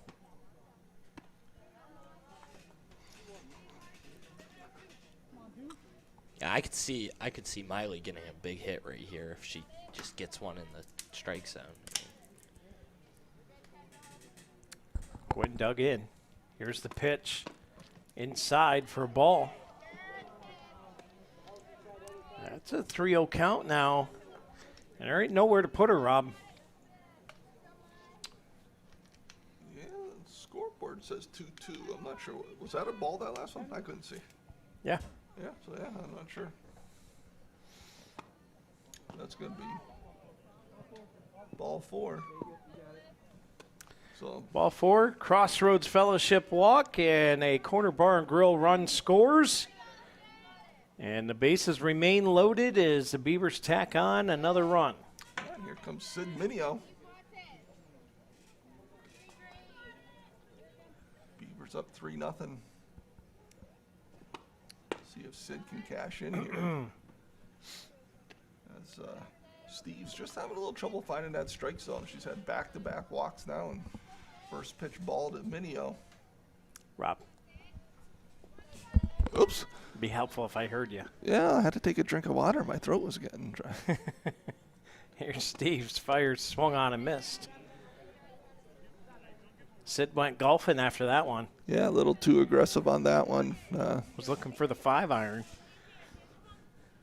As I said, with my microphone over my head, Steve's was struggling a little bit with back-to-back walks. I went golfing 2 weeks ago, It's the hardest thing I've ever done. I drilled about 8 balls into the woods. That can happen. I had a great drive on my last hole, and then I couldn't find my ball on the green. It was my last ball, so I just gave up, gave myself a hole-in-one. Well, that's one of the options. Called it a day.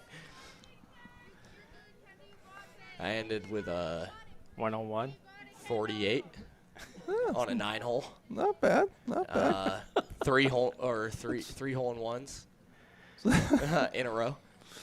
Well, maybe it was bad then. Steves fires. This one dribbled foul down the first base line. And we'll reset and do it again. 3-0 is the Beaver lead here. I've been golfing 3 times in my entire life, and I'll never go again. If you don't get it by the 3rd time, chances are you're never going to get it. I don't really mind it. I like having that good time with my friends. You know, I went out with There's a pitch. This one popped up foul, and I went out with Parker Trask and Kingston Jackson. That was fun times. We were just driving golf carts around and hitting balls into the woods. So I have a nasty slice. yeah. And no matter how much I moved, it would get nastier. So this one popped up, and that's going to be foul. Yeah, it's Minio good at bat here, fighting off those strikes. Yes, it's been up at the plate for about a week now, I think.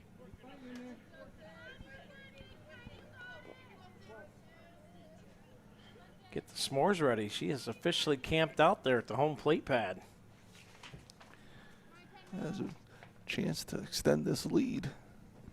Up high for a ball. Yeah, I think that's a full count now. Dusty's towing full count. Payoff pitch. Is that what you got down there, Steve? Yeah, good. And Steve, we trust. That's right. Here's Steve's with the 3-2. Minio fouls that Yeah, over top of the Beaver dugout and almost took McCrae's head off in the process. She got around on that one.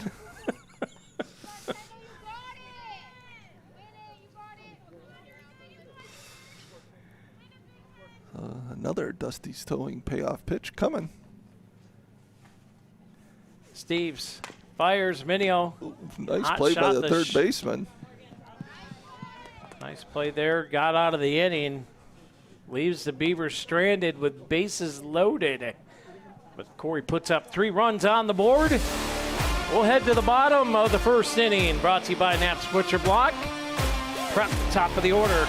First time up in game 2 when we come back. Imagine a world-class education right in your hometown. The Corry Higher Education Council, located at 221 North Center Street in Corry, PA, makes this possible. As an affiliate of the EC Council, the Corry Higher Education Council now provides skills-based learning in cybersecurity and software development that can lead to high-paying remote employment. Get the education employees are looking for. Sign up today by visiting www.corryhighered.org or give them a call at 814-664-9405. And welcome back in here to the Deej Experience Sports Stream. Scott Lockwood, Rob Elchinski with you. Steve Mountain on the switch. And scoreboard, Jack Hasbrook on the Viking Plastics Field camera. We're joined alongside us today is Mr. Gavin Kent. Yeah, it's a beautiful day out. It's great to be here. Gavin, what are your events in track? What do you do? 110 and the 300 at invites, So- and then at dual meets I run the 200 and long jump too. So you're a hurdler and a sprinter, huh? Yeah. A little jumper. Yeah, I like hurdles a lot more than just straight shot running. Like Blake said that one time when he was on the podcast.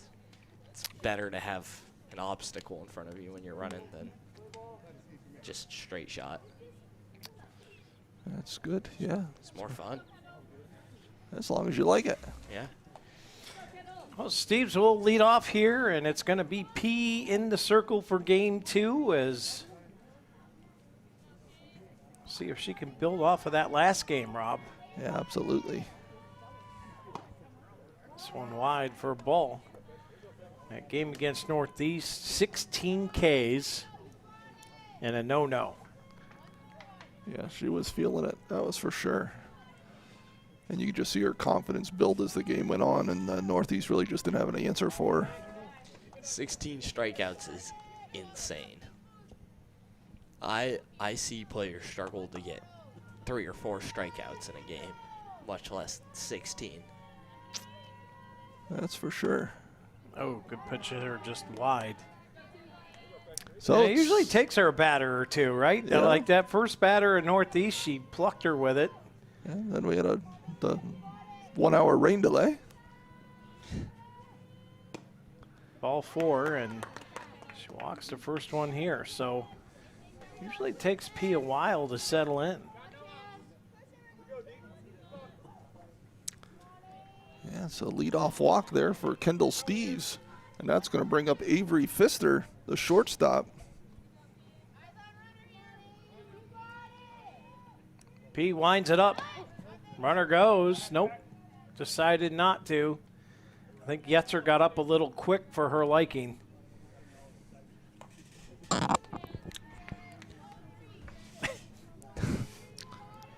Mr. Jonkas texted me.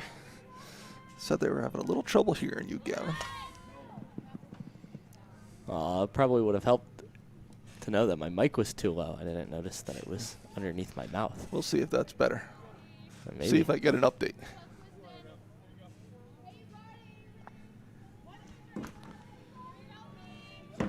P checking the wristband, now bends the knee forward. Show rock and fire. Yetzer quickly up, ready to make that throw. Yeah, we've seen that from Yetzer. She's not shy to throw that ball down to first if the runner gets too far off there.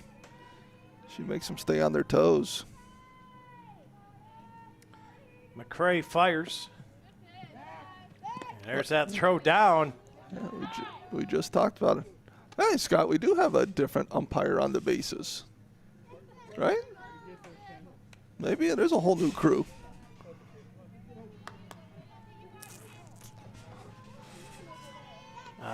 Or is that the same umpire? No, that's definitely a different one, right? Or maybe it's the same. I don't know. could be the same. I don't know. Nobody knows. Hard to tell. Meanwhile, McCray trying to get dialed in here. That one high, and another walk. So back-to-back walks here to start off the game. it's going to put Madura at the plate. Now, like I said, it usually takes P a couple batters. The problem is both those batters were left-handed, Rob. Now she gets her first righty up here, and this is where she's usually beaning somebody at least once. Yeah. You can't do that here, and there it is. Yeah, she gets her in the first pitch. Scott, you're not supposed to call out bad things for us. Well, it's the truth. Listen. Yeah, bases loaded. You know how many hit batters P has this year? I do not. Would you like to know? Sure. On the season, Peyton McCray has hit 19 batters coming into today. 19. Yeah, that's a lot. And we got a Jim's Automotive timeout here as Coach Williams comes out. So 2 walks and a hit batter has the bases loaded. And that means there are no outs on the board. Yeah, and Emily Dudenhofer up for prep first baseman. And prep looking to answer back here in the bottom of the Naps Butcher Block first inning, as they are the home team. P in there for strike 1.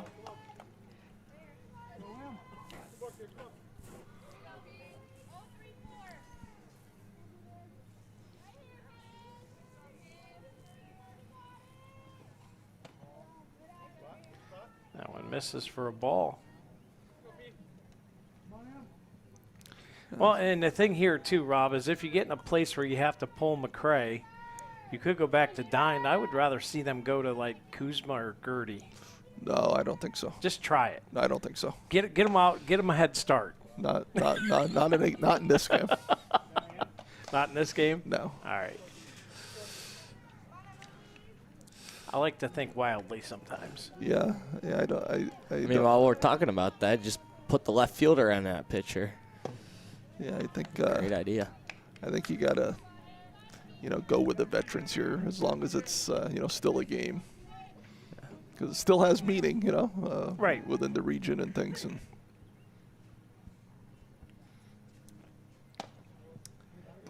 And ball 4, and that's going to walk a run in. Yeah, so definitely struggles here for the Beavers early as McCray is now 3 walks and a hit batter, and it's a 3-1 game. Cash is a region game, right? Yes. Yeah, they're a tough team to play away. They got a big home court, home field advantage. Well, we already beat them away. Yeah, but usually for sports against Conneaut, it's really Conneaut- hard to play there. So Conneaut's in the same boat as Prep, as they graduated a lot of kids last year. And although I do give the Eagles credit, when I was over there covering that game over there, Beavers had them down and they fought back. Yeah. And they give Corry a run. This one's fouled off. Little bleacher music, first time tonight for that, I think, Scott. Yeah. As Addison Baldy up, bases loaded, no outs. Prep already with a run across the plate. P up, no balls, 2 strikes. That one gets through. Here's the throw, and that one's offline. And that's going to score 2 runs. As they get They Baldy get trying to out get the there at second. Good play by Mineo, but the Ramblers have tied this game up. So 1 out for Cathedral Prep, and like you said, 3 runs across the plate and a runner on third in Dudenhofer. That's a nice play there by Chamberlain to get a stop on that, and Sawyer trying to make the play at first, couldn't get it. Luckily for the Beavers, that ball bounced right back to Sadie Dine, and she's able to get a quick throw to Mineo and get Baldy out at second base. Going into the second game, Prep's playing very well. I mean, if they just clean it up on the defensive side. Well, they haven't had to do much yet. Well, yeah, they haven't really had to Yeah. do much because P's Well, that's been true. struggling here early, trying to get out of this little funk that she's got in early here. And we've seen that from McCray this year. Sometimes she just gets off to a slow start, but when she gets dialed in, it's game over. Yeah, score is tied here, 3-3. But she's got to get there. That one a bit inside.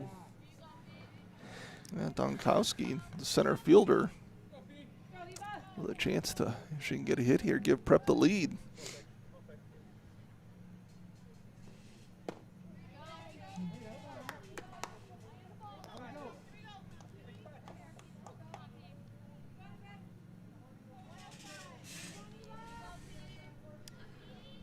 McCray checks the wristband. Now rocks and fires. And that one, wild pitch up high. Runner on third stays.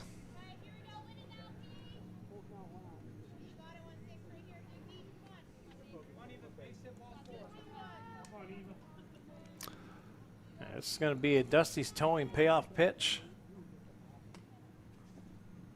Swung on and missed, and that'll be a Rossbacker strikeout for P. So hopefully she can get dialed in here a bit. Yeah, her first strikeout of the night.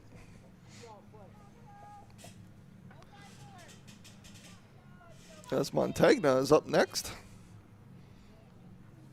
Second baseman for Prep. Inside for a ball. She's starting to heat up. I mean, I think I can hear that ball from here. Yeah, snapping that glove. Yeah.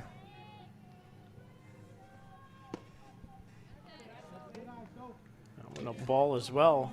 Working that inside edge and just not connecting right now.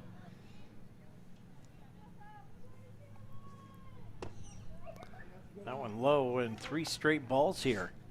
Yeah, it's 3-0 count.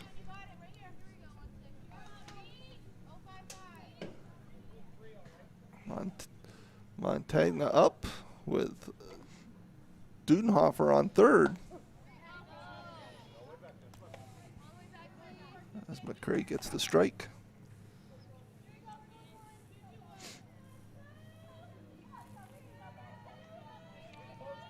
Three one the count. P winds and fires. This one chopped down. P's going to just get the out at first, and the Beavers will get out of the inning.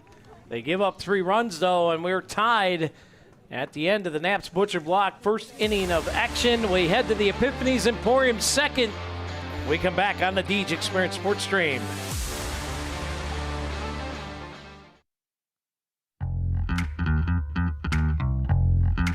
Located at 1460 Scioto Road, the Corry American Legion Post 365 is open daily. They serve lunch on Wednesdays and Friday through Sunday. They also serve dinner daily. Stop in and grab a bucket of their famous Scioto Road chicken and check out their live entertainment lineup. Watch some NFL football with the Sunday ticket and even enjoy the sports stream. Stop in today. The Corry American Legion Post 365 at 1460 Scioto Road, or give them a call at 814-663-1790.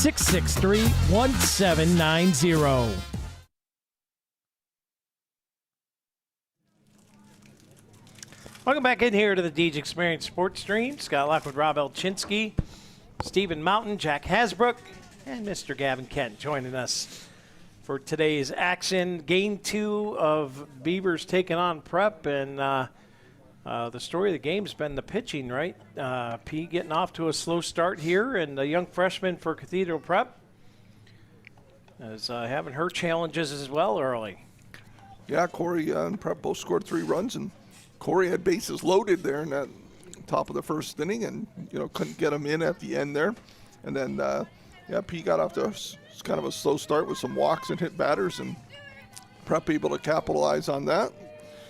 Well, now P looking to help herself here as she'll lead it off here in the top of the top of the second. Yes, sir. Good catch. Yeah.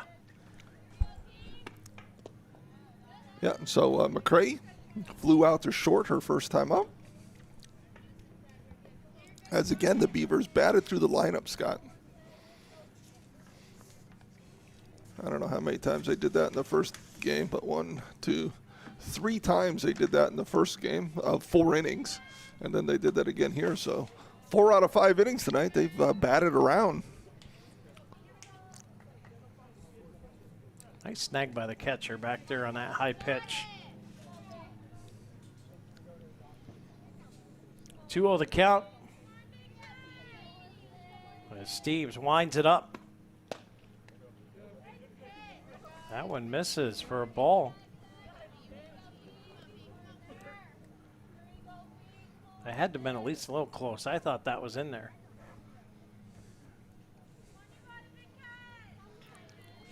Steves winds it up here. And P rips that one, and that's out to left field, and a base hit. Leadoff single for Peyton McCray. As P trying to get the Beavers jump started here in the Epiphany's Emporium second inning of play. Yeah, and sometimes that's just what you need, Scott, when you're that pitcher, right? Get your mind off the plate, get out there, get a hit, run the bases a little bit, and see if the Beavers can make a long inning out of this again. As Jazzy Bridgham, our spotlight player of the game, comes up. Had a double her first time up. Swung on and missed there.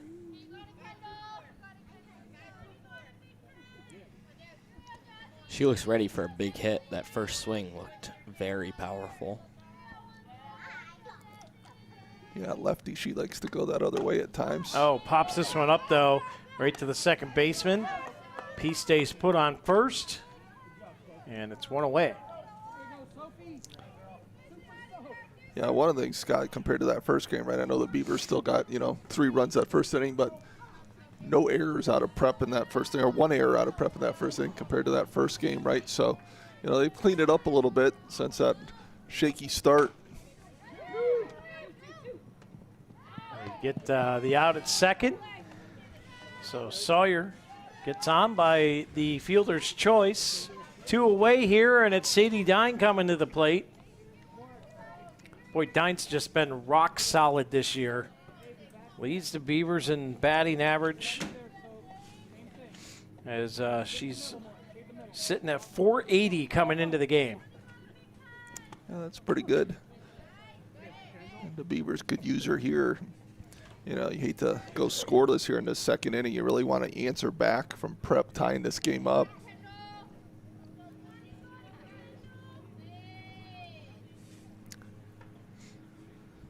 As the Beavers try to make this Epiphany's Emporium second inning a long one. Oh, that goes off the glove, and Dine's going to get there. And Sawyer's going to get the third, and Dine's going to get the second. Yeah, Sadie Dine on 50 at-bats this year, 24 hits. She's walked twice, and get this, Rob, only 3 strikeouts on the entire year. Yeah, that's pretty good. That's what you want out of that senior leadership, and she's definitely one of them. As the Beavers now with runners on second and third with 2 down, and up comes Kendall Chamberlain, who had a big single her first time up.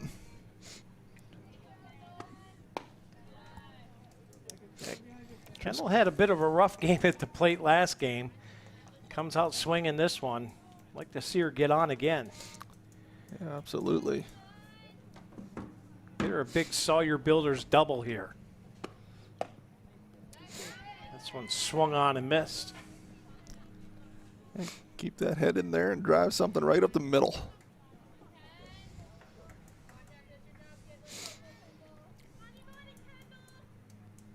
Steves winds it up. Low and inside. Yeah, Chamberlain has to scoop back a bit. Sawyer's getting a great jump down there. And, you know, she'll easily score, so Steve's got to make sure that she's making something that the catcher can handle. This one inside for a ball.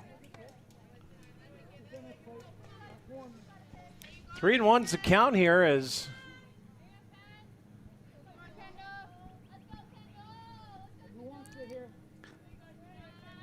Chamberlain ready to go. Steves fires, and that's going to be a Crossroads Fellowship walk, and the bases are loaded once again for the Beavers. And that's going to bring up Mara Goodwill. And I just hope she didn't waste all her triples against Northeast. Mara got on a fielder's choice her first time up. See if she can make something happen again here. As Beavers again with bases loaded, Scott. We left 3 ducks on the pond there at the end of the first inning. Don't want to do that again here. There's a shot down the third baseline. That's going to score them all. That's going to get. That's going to give Goodwill a chance to get home as well. We'll see what happens on this throw. She's going to go. They're going to send her. Throw comes in, and that's a Corry Memorial Hospital in the park home run for Mara Goodwill. Forget the triple. I'll take that any day of the week. Boy, her wheels, Rob, just enable her to get around it quickly.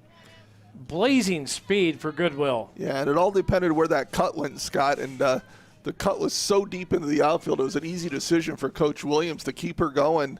You know, the cut didn't come to the infield. It came to, you know, probably 40 feet still deep into the outfield. And there's no chance that, you know, they're going to get Goodwill on that. So Beavers up 7-3 as Allison Yetzer steps in with a chance to keep this inning going. Was that a in-the-park grand slam? It wasn't in the park grand slam.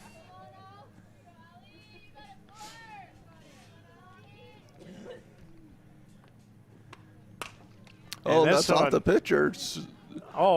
Popped up over the second base pad. Yeah, Yetzer with that single, as umpire goes out to check on Steves there just to make sure she's okay. You know, she didn't really take it. I think it went off her glove, but nothing fun about a ball coming right back at you.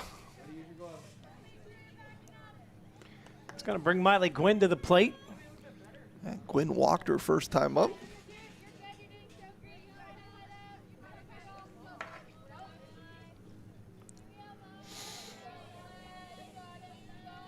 Steves fires this one off the plate.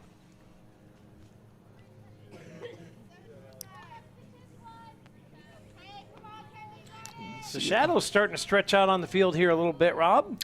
Yes, the sun's starting to go down. That'll start to have an impact as well.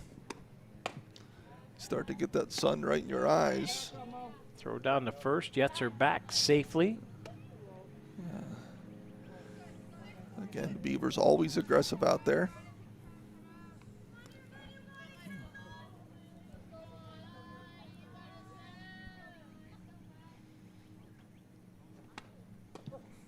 Good pitch there from Steves.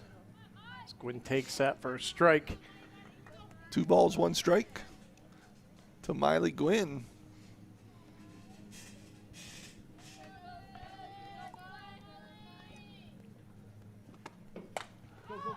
Two outs. Popped Gotta up. be running. That's going to be trouble. Ooh, great job by the center fielder running that one down. In the sun as well. Great job to get out of the inning for the Ramblers, but Beavers takes an in-the-park home run from Mara Goodwill to tack 4 more runs on the board. 7-3 is the Beaver lead. Take a break. We'll be back right here on the Deej Experience Sports Stream.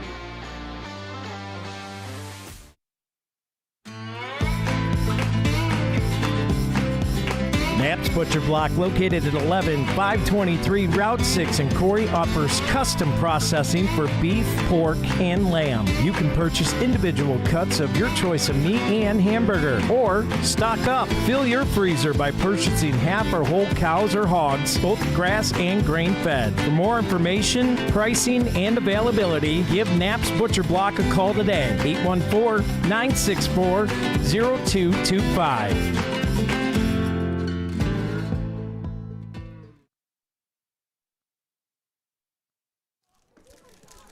And welcome back here to the Deej Experience Sports Stream. Scott Lockwood, Rob Elchinski, Steve Mountain, Jack Hasbrook, and Gavin Kent hanging out with us here today as the Beavers out to a monster lead again, 7-3, after a in-the-park grand slam, Corry Memorial Hospital home run from Mara Goodwill. Yeah, that was a big hit, Scott. Beavers needed that. Right girl, right time. She's very good at making contact with the ball. I mean, from every time I've seen her, it's triples, home runs, everything. So, you know. Yeah, see if Peyton can come back here, find the groove. Yeah, McCrae's got to get going here in this inning. Second inning brought to you by Epiphany's Emporium and Painted Finch Gallery. This one a bit inside for a ball. Yeah, tough first inning there for Peyton.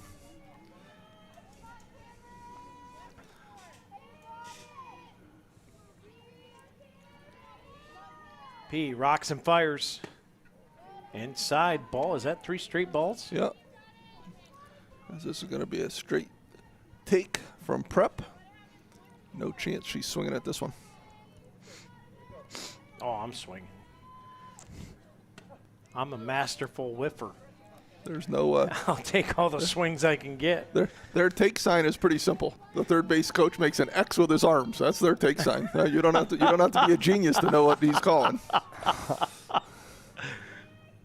Oh, and that one's a wild pitch, and that'll be another Crossroads Fellowship walk. And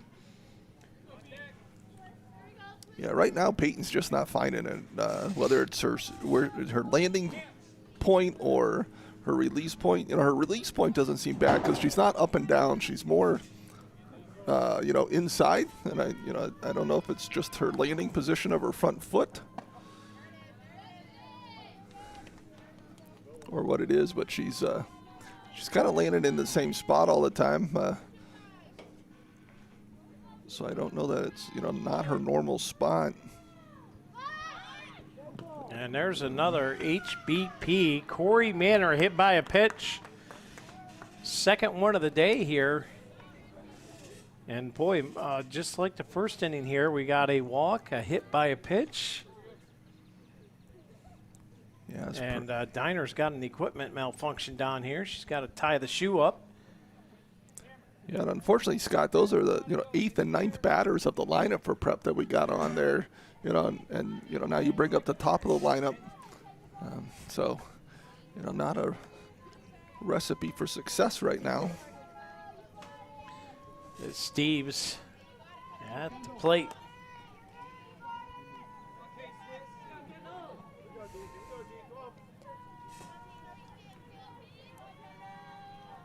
McCray fires, looking for a bunt there.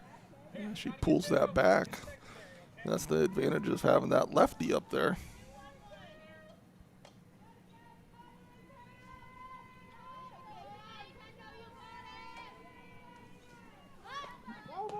Oh, and that one got the top of the bat. Yeah. Right off the nub on the top.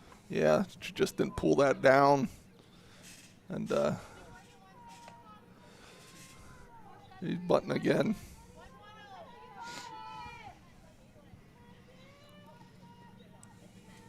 Would be my guess.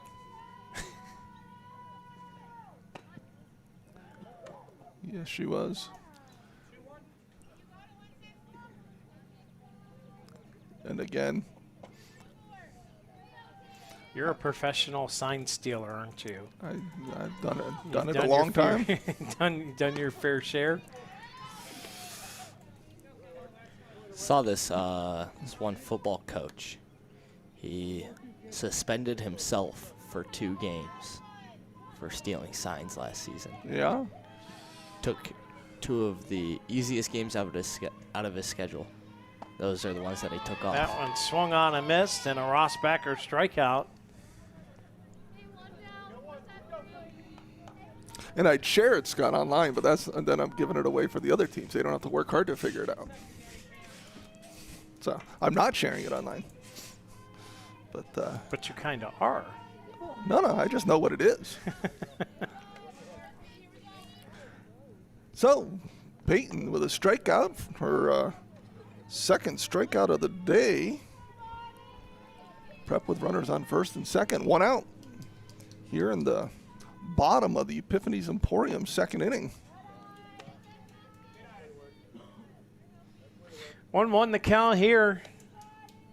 As this is Pfister.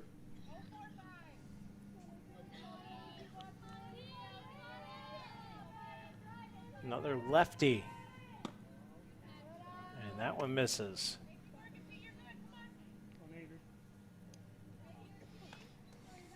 She just really has to get in the groove, you know.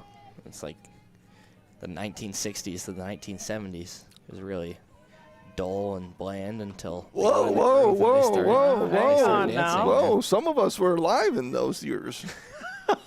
No, I'm saying no. I'm saying the 60s were dull and bland. Going in the 70s and you get in the groove and you start dancing. I see. Yeah. I see.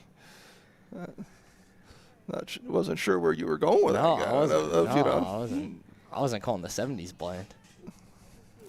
That's the era of disco. All right, here comes McCray. I believe it's a 2-2 count. So popped up out of play. Pfister walked her first time up, scored a run. You know what the best thing that ever came out of the 70s was? Pittsburgh Steelers. Afros? 4 Super Bowls. No. Rollerblades? Star Wars. That one in there for a Rossbacker strikeout. Gets her looking. 2 down. It was Star Wars weekend. You know this, right? Oh, yeah. May the 4th be with you, huh? And Revenge of the 5th. I only knew that because they put new Fortnite skins in the item shop. Fortnite. Yeah. Oh. I haven't played Fortnite in about 4 months. I'm going to take that headset from you in a minute. You mentioned Fortnite. Popped up. Sawyer calls it. That one Great made, catch. and the Beavers get out of the inning. See, there's that groove. Now we're dancing. There you go. Yeah. So the Beavers get out of the inning without giving anything up. They still have that 7-3 lead as we head to the top of the third, brought to you by Cafaro's Custom Butchering, right here on the Deej Experience Sports Stream. With its roots based in Corry, PA, Gladiator Law Firm is happy to provide legal services to Erie, Crawford, and Warren counties. You can look to Gladiator Law Firm for assistance with all of your legal family questions, including custody, divorce, property disputes, PFAs, and estate planning. Looking to sell your home? Looking to buy a home? Have you found yourself in a contract dispute? Are you trying to start a new business? Contact Gladiator Law Firm today at 814-663-1108. Gladiator Law Firm, a local firm providing for your local needs.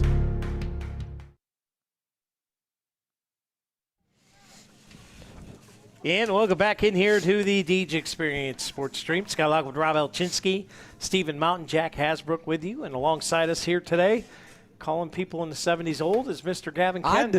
I did not say. Oh, dull. Sorry. I said the 60s were dull. Oh, because you were alive in the 60s to see if they were dull or not. Well, I said that the 70s was a time for grooving and dancing. Just because there wasn't any cell phones or internet back in the 60s doesn't mean it wasn't lively. I'm not on my cell phone that much. Now, my Chromebook, on the other hand. Same thing. I really do not like the Chromebook era of school. I prefer pen and paper. Here we go. Sid Mineo leading us off here. As this pitch is low for a ball. Yeah, we'll have Mineo, McCray, and Bridgham. Trying to put a big inning together here as the Beavers are on top, 7-3. Steves fires this one outside for a ball. Mineo grounded out to third her first time up.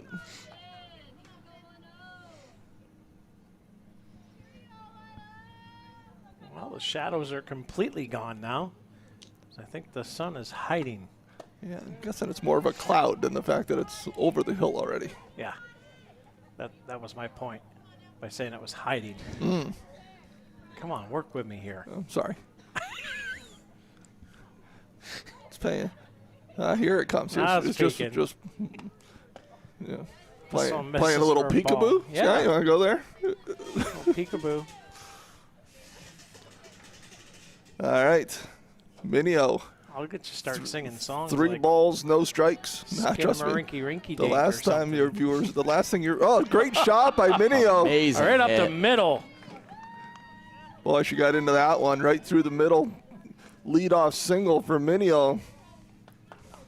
So now, like I said, top of the order with McCray and Bridgham. Last thing our beautiful people listening want to hear, Scott, is me singing. That I know. Or maybe they would pay a lot of money to hear you sing. No, at least a bar. I'm sure that is not true. That I am positive. First pitch to McCray up high for a ball. And Pete trying to help herself out here. She singled her last time up, but got out at second on the fielder's choice. This one popped up. It's over the left fielder's head. That's going to be trouble. That's going to bounce over the fence. Over the fence. Going to be a hopper double. For a ground rule double. So nice swing there from McCray. And up comes the Corry Higher Ed Spotlight Player of the Game, the lefty Bridgham. Yeah, doubled her first time up, flew out to second her last time up. Now we got 2 runners in scoring position. Look for her to drive something hard here.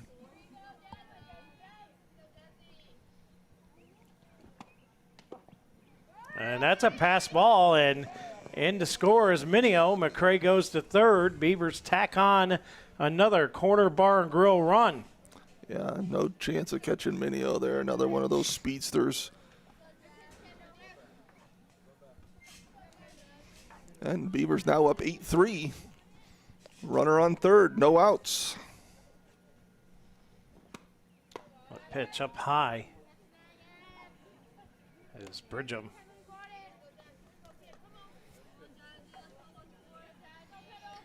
Jazzy digs back in here. 2-0 the count. Steves fires. That one fouled down into the dirt.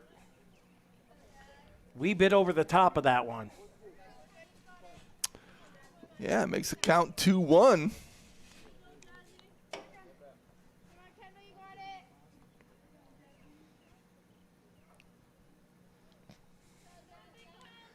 Here's the pitch, and that went off the plate as well, and Bridgham will have a green light here if it's within her liking.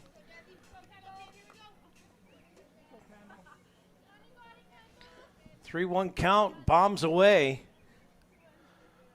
We'll see if Steves gives her something she likes here. And does, and this one's driven deep Great center hit. all the way back to the fence. That's going to score 1 run. Bridgham with an RBI double. Sawyer Builders double. Yeah, so back-to-back doubles for the Beavers as Bridgham gets in there standing up, and now 9-3 lead. No outs, runner on second. And that brings up the always dangerous Allison Sawyer, who's been on twice this game and scored twice. First pitch misses low for ball 1.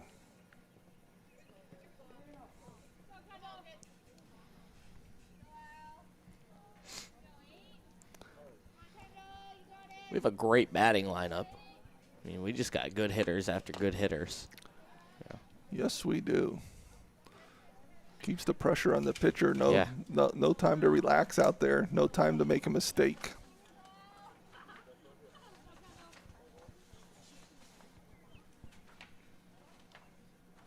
Well, as a team, the Beavers are averaging 341 as a team. Yeah, that's pretty impressive. I mean, if we're talking basketball, or not basketball, baseball terms, that's enough to make you in the Hall of Fame, right? That would do it. Here's the pitch. High fly ball. This one deep. Going off the top of the fence. And that's going to score Bridgham.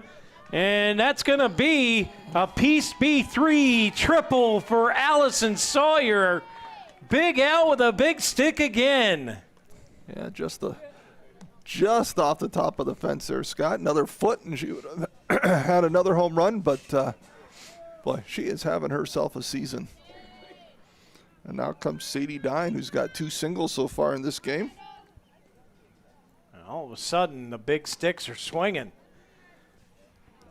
The Beavers are getting some depth on them now.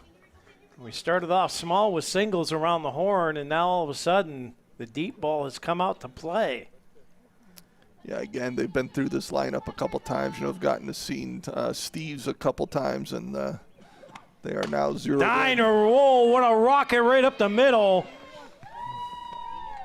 Steve's had to duck just to preserve her head. That thing was a beeline right back at her. Yeah, great swing from Sadie Dine. That ball was hit on a rope. My goodness. I think that hit broke the sound barrier. That exit velo was crazy. So see if, that pitcher there a little shook up after that one. Yeah. And I would be too. I mean, that thing come off the bat, Mach 9. We're going to take a Jim's Automotive timeout. And let's take a look at this shot again from Dine. I mean, just, oh, my. I mean, that poor kid had to see her life flash before her eyes. Yeah, and Steve's just a freshman, right? Yeah.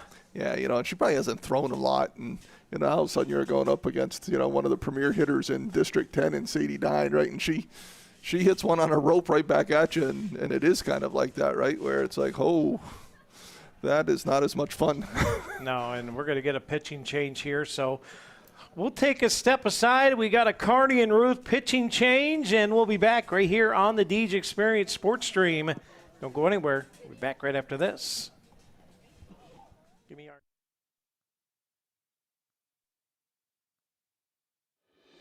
The Corry Redevelopment Authority is a full-service development team that provides low-interest financing, real estate services, and grant assistance to businesses and nonprofit organizations with the ultimate goal of fostering investment and employment in the Corry region. Looking to enhance your business? Contact the RDA today to discuss how the Corry Redevelopment Authority can assist your business's improvement, expansion, growth, and advancement. Visit the Corry Redevelopment Authority online today at www.corryidc.org.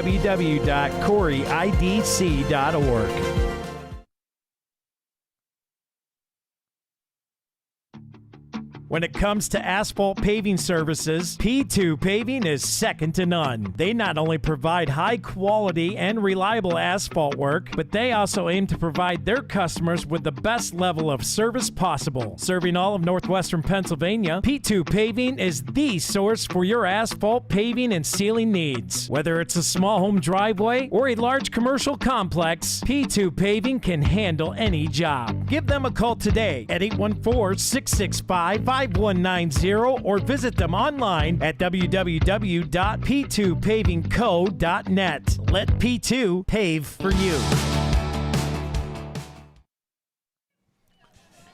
And welcome back in here to the Deej Experience Sports Stream as Kendall Chamberlain up at the plate. New pitcher for the Ramblers is going to be Avery Pfister, also a young freshman on the team. Yeah, Pfister was played both games at short, now into pitch. Chamberlain swung on and missed there.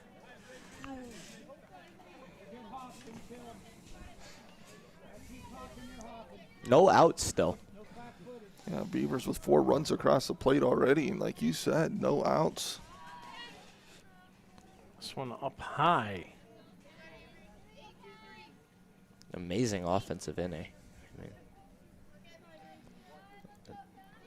1-2 the count. As Chamberlain dug back in here, Pfister will wind and fire up high for a ball.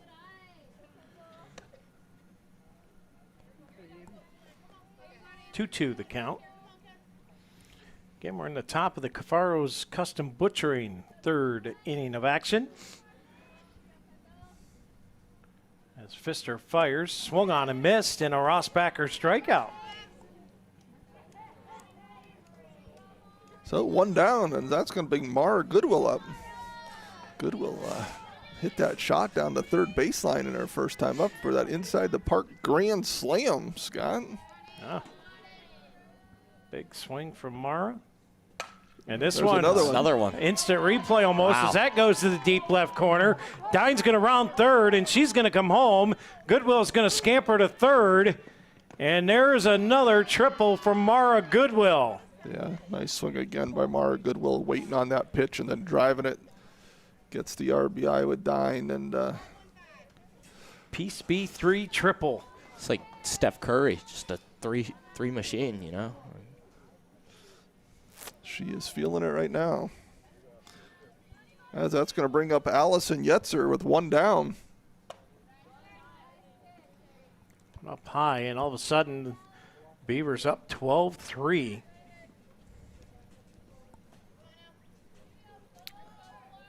I don't think they're done this inning, Scott. I think they're going to put a few more on here.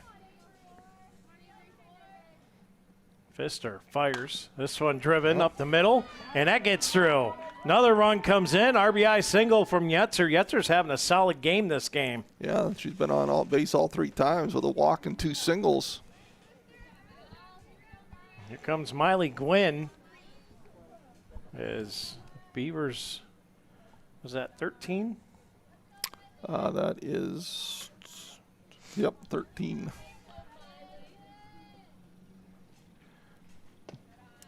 Pitch off the plate. Gwynn takes it for ball 1.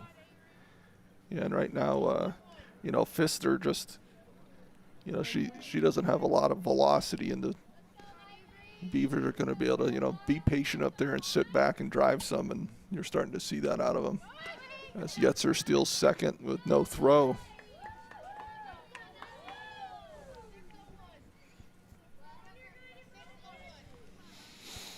Well, Miley Gwynn digs in here. As Pfister winds and fires. Lockwood scoots back out of the way.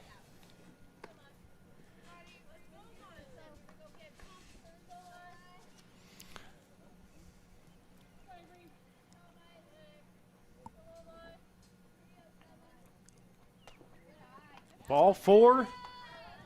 And another Crossroads Fellowship walk for the Beavers. With 1 out and have runners at first and second. And here comes Sid Minio, and then we're back to the top of the order. Yeah, Minio started this inning off for us, Scott, so we're batting around the order here with only 1 out.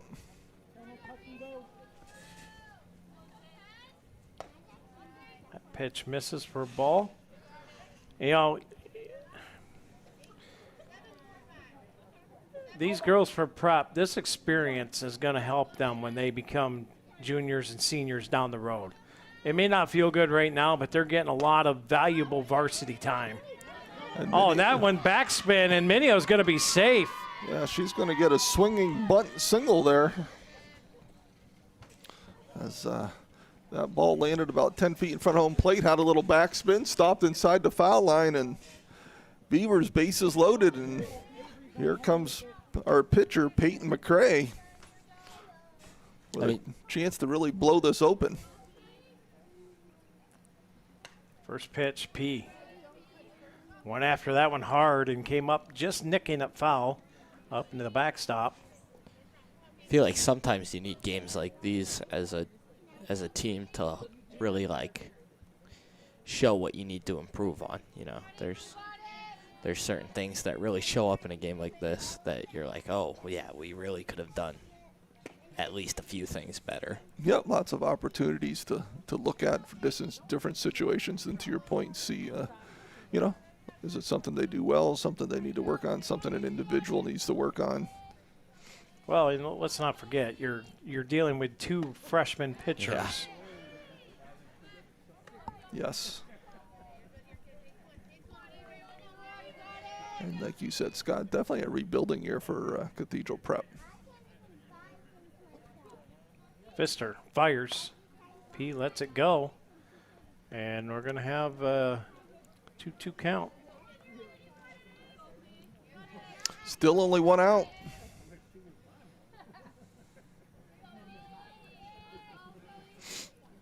Pfister winds and fires up high. And now we'll have a Dusty's Towing payoff pitch.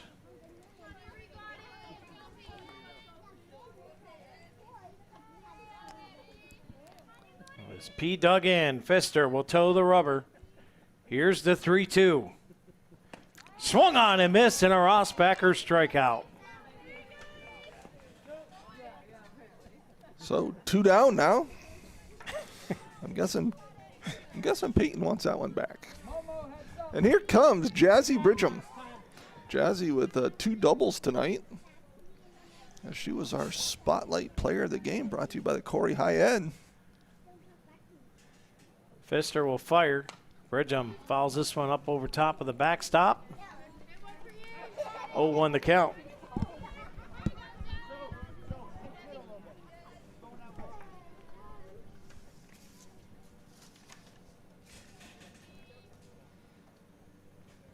This one driven out there to right field. And that's going to bring runners around as 2 score. And now in comes the third one. As Minio crosses, throw goes offline, and Bridgham will get the second. A 3 RBI single for Jazzy Bridgham. Yeah, great job by Bridgham there. Just driving the ball down the right field line, took that inside pitch and just went with it. And we are 2 runs off of a mercy rule game here in the third.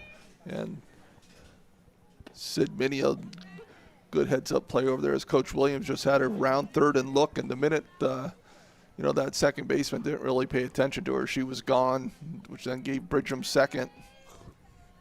Sawyer dug in here. Pfister fires. That one low and away for a ball. 2-0 the count, 2 away. Bridgham on second base. I think it's so impressive how good Jazzy is at her age. It's crazy. Sawyer cranks this one deep center, under it, making the play, and they finally get out of the inning But the Beavers just pile up a plethora of runs here, and they're up 16-3 as we will head to the bottom of the third. Brought to you by Cafaro's Custom Butchering, right here on the Deej Experience Sports Stream. Corry Chevrolet is a family-operated and locally owned car dealership offering an award-winning General Motors service department with factory-trained and certified technicians and offer a fully stocked parts department. Corry Chevrolet's personal dedication is to provide you the very best sales and service experience. Contact Chop, Shane, or Bill today at 814-664-8614. Corry Chevrolet, a family dealership with your family in mind. Located at the Y in Columbus.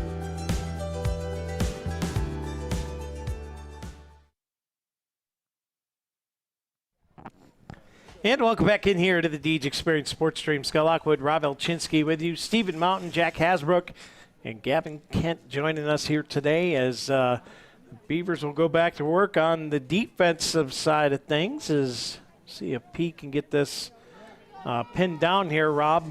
Get out of this inning quickly. 16-3 is the Corry lead over Cathedral Prep. McCray fires. First pitch in there for a strike. That was a beauty. Yeah, good to see Peyton start off that inning with a big strike. As Prep bats here in the bottom of the third. That was a long top of the third inning there, Scott. Yeah, it was. Brought to you by Cafaro's Custom Butchering. That pitch swung on and missed. How many runs Beavers put up? 9. 9 in that last inning. 9 hits and 9 runs. McCray lost the handle on that one. Count will move to 1-2.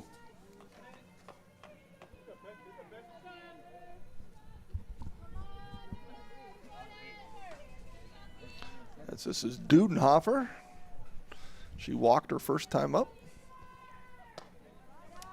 Up just a bit high, 2-2 the count.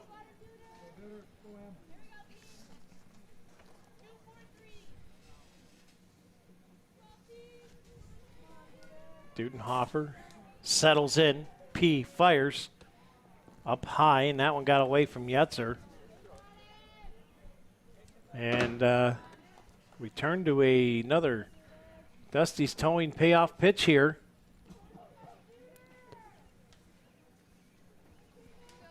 As Dudenhofer stands at the ready. McCray will tow the rubber. And here is the 3-2 offering. Ball 4 and the leadoff walk. That's the 5th walk for Peyton. Plus she has 2 hit batters tonight, so kind of giving 7 free bases here so far. Just not in that groove. So that's going to bring up Baldy. Baldy singled her first time up.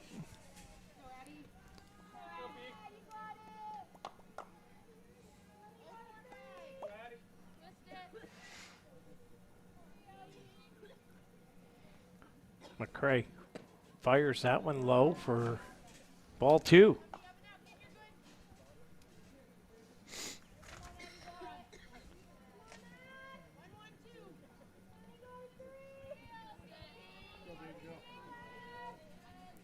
Here's P, fires away, and that one high and away.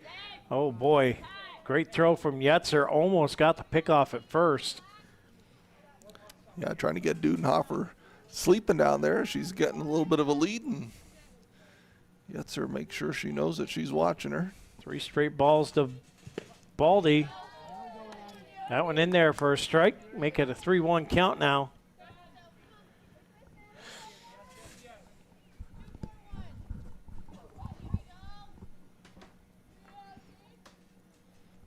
McCray fires this one, ripped foul into the fencing there of the Prep dugout.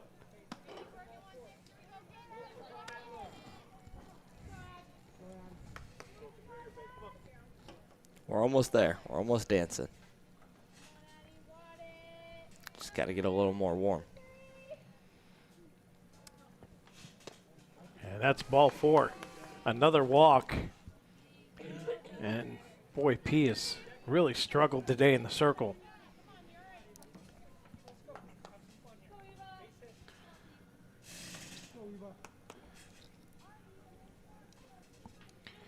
And I wonder, you know, Rob, when it gets to this point in the game, after the first couple batters, you know, you walk a couple, you hit one, how much of it then becomes the mental game that you got to try and get out of? Yeah, definitely part of it. You know, I mean, you know, Peyton's pitched forever. She's out there, you know, trying to think her way through this a little bit of, you know, what is it? You know, what's causing me just to be off a little bit and trying to make small adjustments. And right now she just hasn't been able to get there.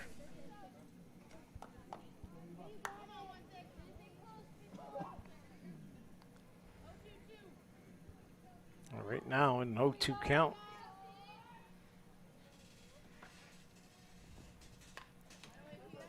This one fouled off.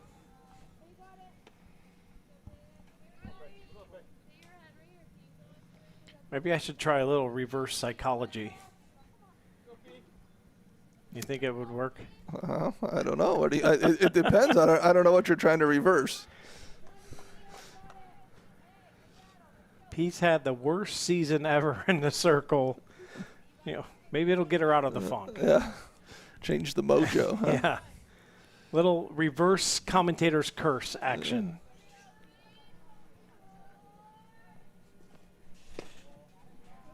I think it's on to me, though. 1-2 the count here.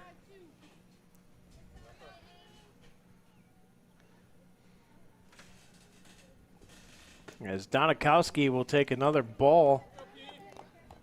And it's 2-2.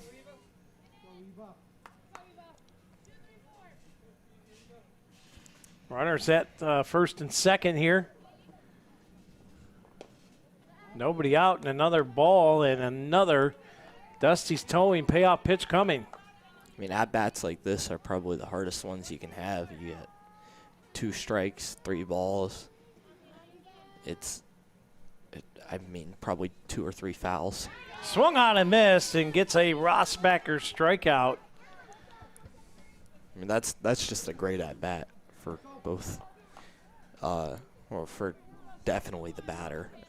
It's really tough to get in that batter's box and swing at that ball and try to hit it, you know, or try to make the right read. Yeah, she made Peyton work, that's for sure. As this brings up Montagna, second baseman. Sophia grounded out to the pitcher her first time up. Good pitch there from P. There's the count to 1-1. Coming up tomorrow is boys baseball team will travel to Northwestern as this one swung on and missed. So the Beavers will go up there to Northwestern to battle a struggling Wildcats baseball team. And then Thursday night we'll be right back here in the confines of the Lou Hanna Athletic Complex as the Beavers will host the Conneaut Eagles. And the boys baseball team will play back-to-back nights as they will host the Eisenhower Knights at Columbus Field. And as Tim would say, we like Great Ike. play. What a catch by Sawyer. Yeah, Sawyer, nice play out there at short. He has to make sure he gets that in every time we play Eisenhower. We like Ike. Thursday night, Eisenhower Knights come to Columbus Field. As P winds and fires here. That one in there. First strike, and don't look now.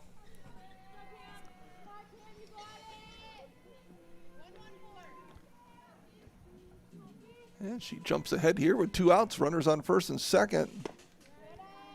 That went up just a bit. Morchauser on up, playing left field here.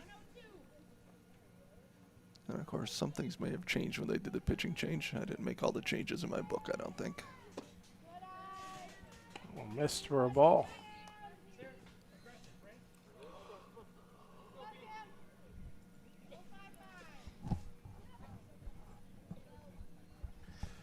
McCray winds it up. That one off the plate. 3-1.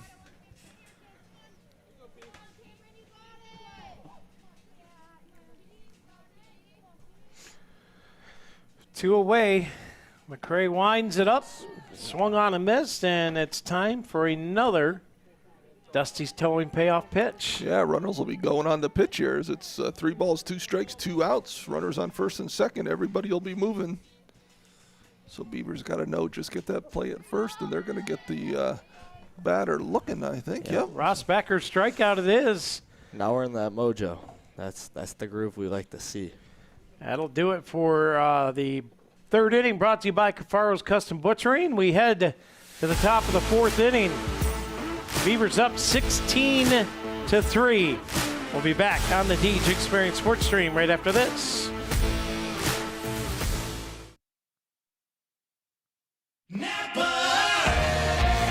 Around every corner, there's a Napa here to keep you moving.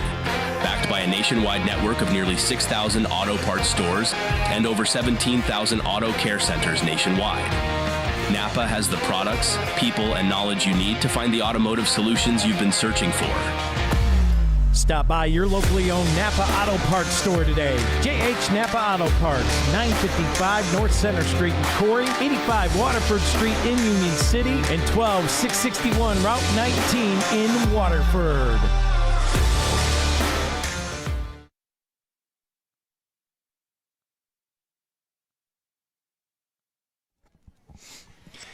And welcome back in here to the Deej Experience Sports Stream as Beavers on the sticks here again, Rob, and we need 2 more runs to, well, actually, 2 more runs here because it's the top of the lineup. So 2 more runs will get us to the 15 rule, and then if they can hold Prep off the scoreboard, they'll wrap it up again in mercy rule. Yeah, Prep will get their at bat though. Yep. In the bottom of the fourth here, brought to you by K&E Surveyors. But yeah, hopefully the Beavers can add a few more runs on the board and have a chance to put this one away early. Going to be Sadie Dine leading them off here. As Dine's, I don't think, has Dine not been on base at all today? She's got 3 triples this game. And then she was on 3 of the 4 times in the first game. So 6 of the 7 times up she's been on base tonight. Boy, and that last one, the time she was up, that was that single she hit right back at the pitcher. And yeah. That was on an absolute rope. Yeah, and that's that'll shake any freshman's confidence. I think that'll shake most people's confidence. I mean, getting a ball flown at you at 200 miles an hour, that's pretty scary, man. I don't know. I think Dewey could take that one in the face and be okay. This one lifted into the hole, and Dine just putting on a clinic hitting today. Yeah, that's her 4th single of the game, 4 for 4 here.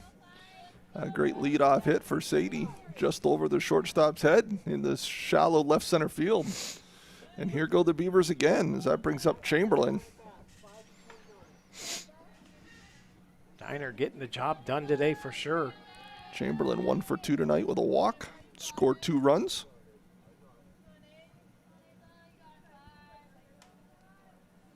Although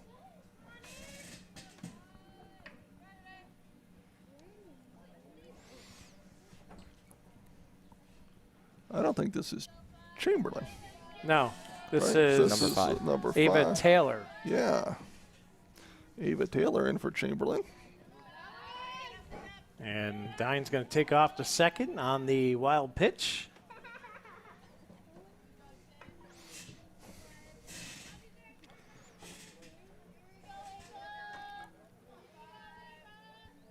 So Coach Williams getting some of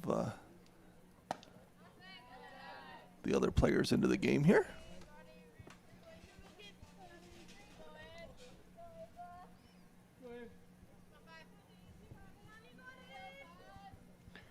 Pfister will wind it up.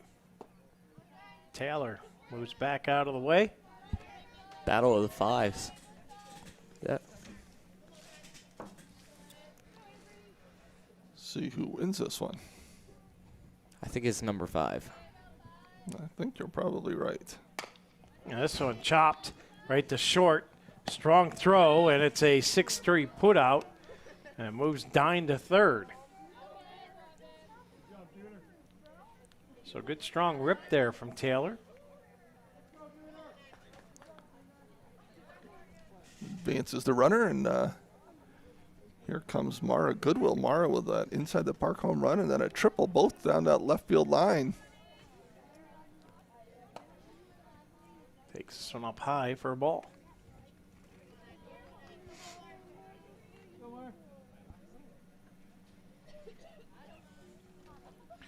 (16-3) is your score. Pfister fires here. Dine on third. We do have one out on the board. But it's been all Beavers here. And what's impressive about it, Rob, is Beavers are, oh, this one lifted a towering high ball, and it's going to land foul. The Beavers are up 16-3, but they've done it with Peyton struggling a little in the circle. I think that's the most impressive part about this lead. Yeah, Bend never broke on the defensive end, and and Peyton still has I think 5 strikeouts here in 3 innings. So when she needed to strike out, she was able to get it. Here's the throw offline, and Goodwill's going to beat it out, and she'll scoot to second. That's Goodwill with another single there. She beat out that infield hit. Then on the throw, gets to second base, brings in Sadie Dine, and that's 17-3. RBI single. We got another line change here. Pinch batter. That's going to be Porter, I believe. Reagan Porter's coming in for Yetzer.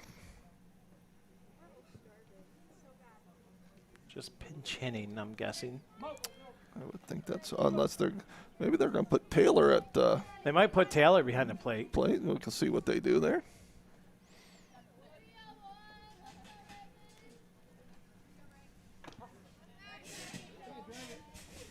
First pitch in there for a strike.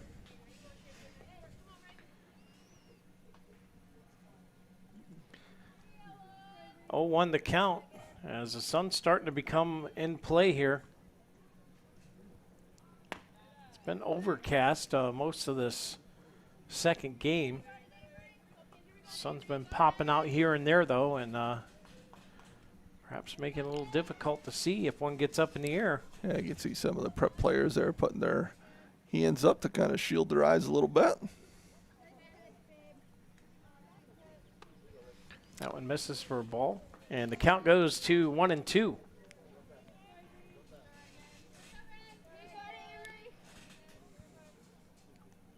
As Porter digs in. Pfister lost the handle of that one. Nice job back there by Baldy, keeping that in front of her and keeping the runner at second. 2-2 the count.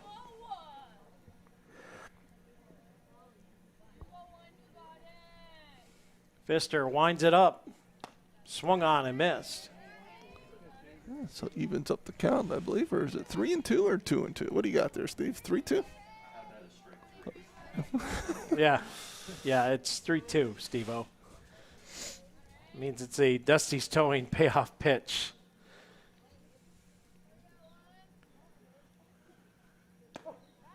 And now it's a Rossbacher strikeout as Pfister. Yeah, Pfister gets her, I think her second strikeout of the night. And here comes Kota Kuzma. Kuzma comes in for Gwynn.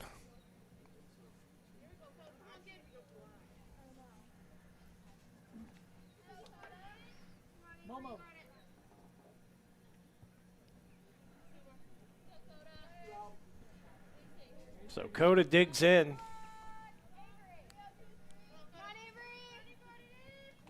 Pfister winds it up high.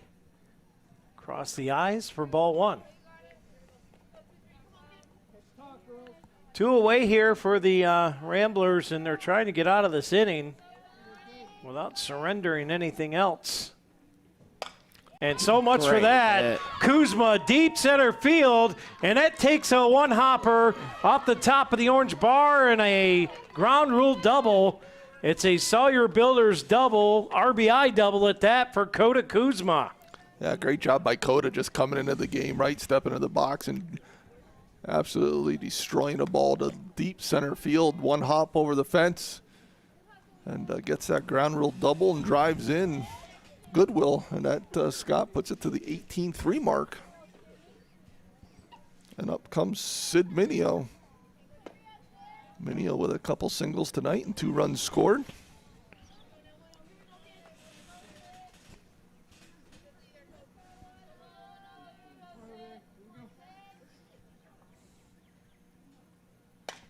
This one poked foul. She takes that one right down by her mom and dad.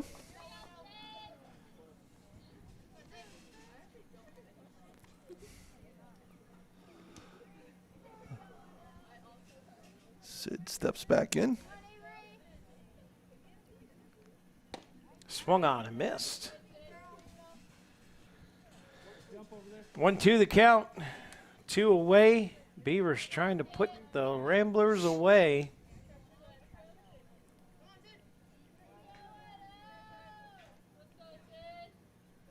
As Pfister lines it up high for a ball.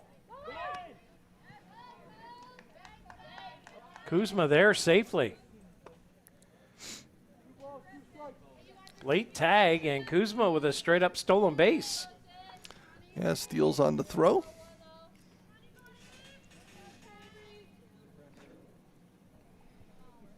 Pfister will fire in. Mineo takes it up high for a ball.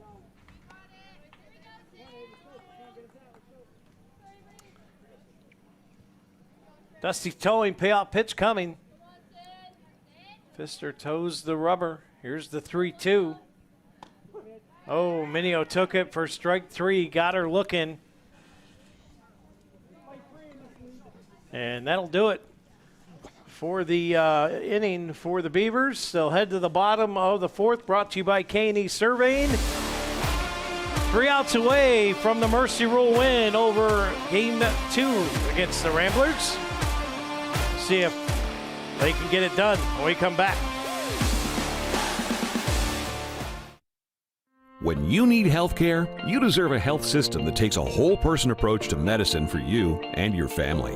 Whether you need the expert care of our hospitals, the specialized knowledge of our clinical practices, the compassionate support of our behavioral health network, or our continuum of services for seniors, you can rely on LECOM Health.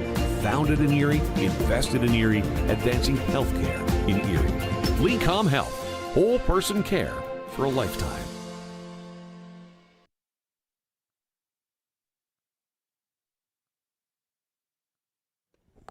And welcome back in here to the Deej Experience Sports Stream as the high fives go around the horn here. And the Beavers need 3 outs here, and that'll do it for the game. Ramblers need at least 1 run to extend it. The Beavers. Actually, pardon me. Oh, yeah, because they would have to bat in the 5th inning. Yep. So, yeah. Beavers do have all their starters back in, Scott, defensively. As Oler squares the bunt, pulls it back. So pinch hitting as wouldn't be surprised if we get some more in too. Only if we bat again. Yeah. So 1-1 the count here.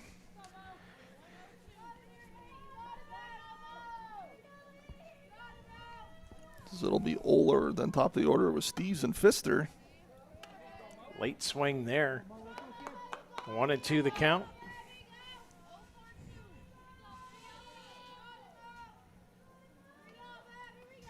P fires.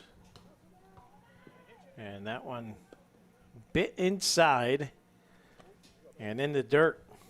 Yeah, just missed her on that one. So it's a 2-2 count. Beavers trying to close this one out early. just a little low. Boy, and how many payoff pitches have we had this game? There's to be a lot. Well, when you've got 6 walks, lots of times you probably were there. Make it 7 as another crossroads fellowship walk for the Ramblers. And now that puts it at the top of the order with Steve's up. Yeah, well, all 3 innings, Scott, so far.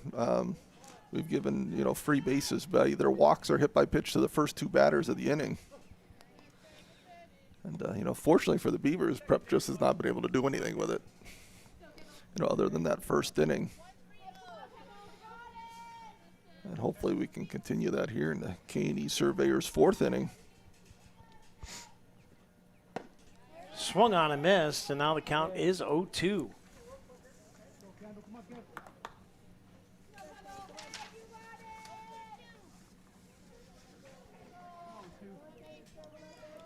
Here's McCray with the 0-2. That one poked foul down the third base line. Reset, do it again.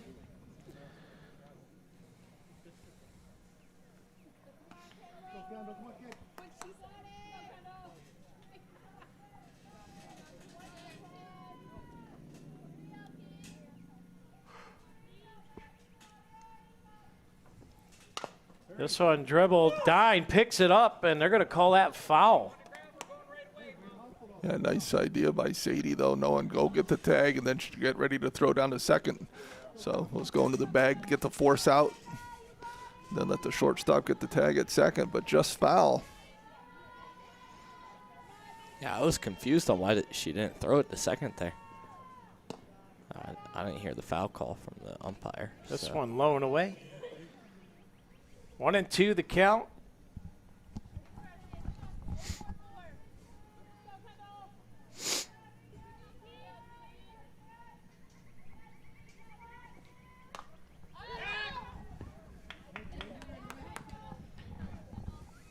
That one just popped up. Little back spinner. Lands harmlessly to the ground. We'll reset, do it again here. 1-2 remains to count.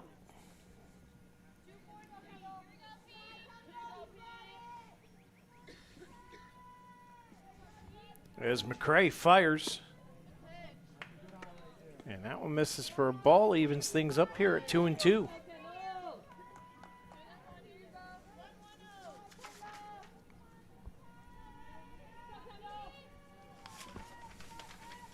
Here's McCray.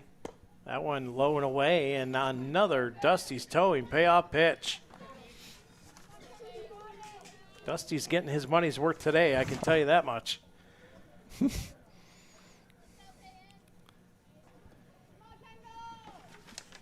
This one beat Minio, tried to backhand it, picks up the ball and can't get the throw to second.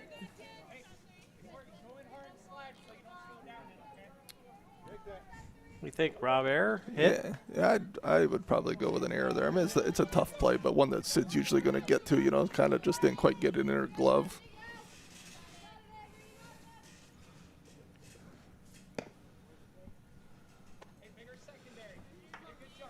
And so, Ramblers with the first and second batters of the inning on again. See if Peyton can work the magic one more time. Pete fires. This one popped up. Chamberlain was going to give chase to it, but that one well over top of the Beaver dugout. And a long strike.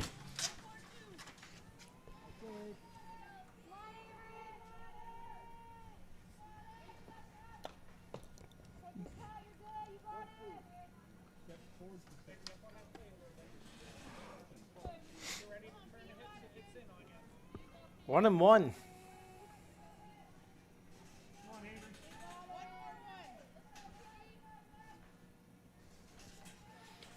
P bends it forward. Now we'll fire. Swung on and missed. So one that down. Was a Rossbacker strikeout there, Mr. Mountain. And that brings up Madura.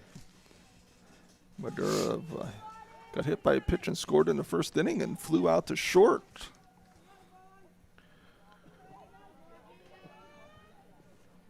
P fires. Swung on. It sounded like she may have gotten just a little nick on that one. Either way, it's strike one.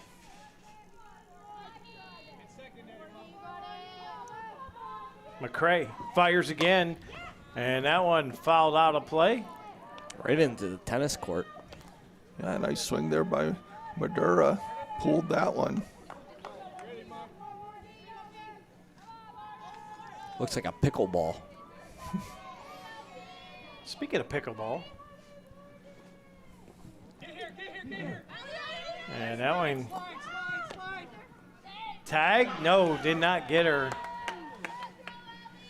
Good throw by Yetzer, just not in time. Yeah, Peyton went with a changeup there after Madura, was on right on that fastball and just got it a little bit too far in front, and Yetzer not able to handle it. And thought she might have a shot at that runner at third, as she didn't get a very good jump. Yeah, pickleball's a fun sport. Played it a few times. Thought about going pro, but You would have never made it past me. I just couldn't make it to the league. You would have never made it past me. 1 ball, 2 strikes, 1 out. As the pickleball challenges are flying up here. I think this one popped up and lands harmlessly. Boy, Chamberlain came screaming in there. I thought she was going to eat some fence there for a minute. She was running so fast. Yeah, it's one of those ones where you want, Allison just didn't see it. And, it's hard to yell for a catcher where to go for it, because they're looking all over the place. Great fires. This one's fouled up over top of the backstop. One-on-one, you'd probably beat me at pickleball. But No, if we're running twos, it's over. I play amazing with a teammate in pickleball. Yeah, I think. Same thing with lose. tennis. I think you would lose in doubles. Who's your teammate, though? You don't want to know? I might have nightmares if I figure out. So Dusty's going payoff pitch here. Prep with runners on second and third with 1 out. Madura, good at bats, fouling off a lot of balls here. Oh, that one's a nice shot right up the middle. That's going to score 1 run. Second run comes in. What a throw by Goodwill. They've got her at third. Absolutely. Mara Goodwill with a great throw. And I mean, that kid has got an arm in center field. Oh, yeah, absolutely. I mean, Mara Goodwill, just play after play. How many times have we seen a deep throw to the home, to Yetzer at home plate, and just right on the money? Not just a distance, Rob, but right on the money. Yeah, absolutely. That was the minute she hit it. It's one of those ones where I got excited because I knew Goodwill was going to have a chance to gun her, and boy, did she. I mean, she doesn't get hit to a whole lot, but when she does, it's wraps. Prep does get the run in.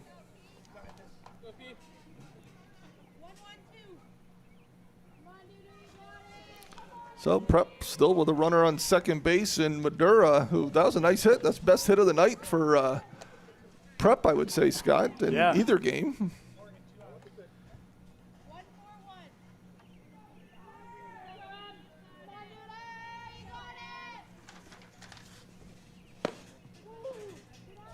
And what it did is it took the mercy roll away for now.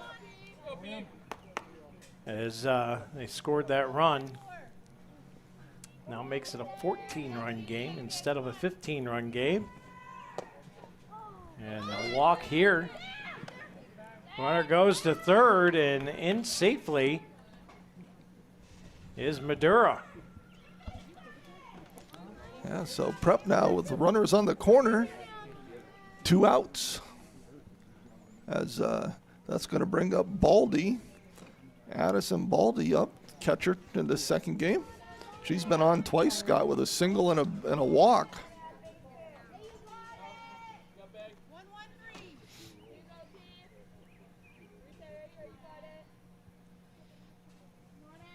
Here's P. Fires away up high for ball one.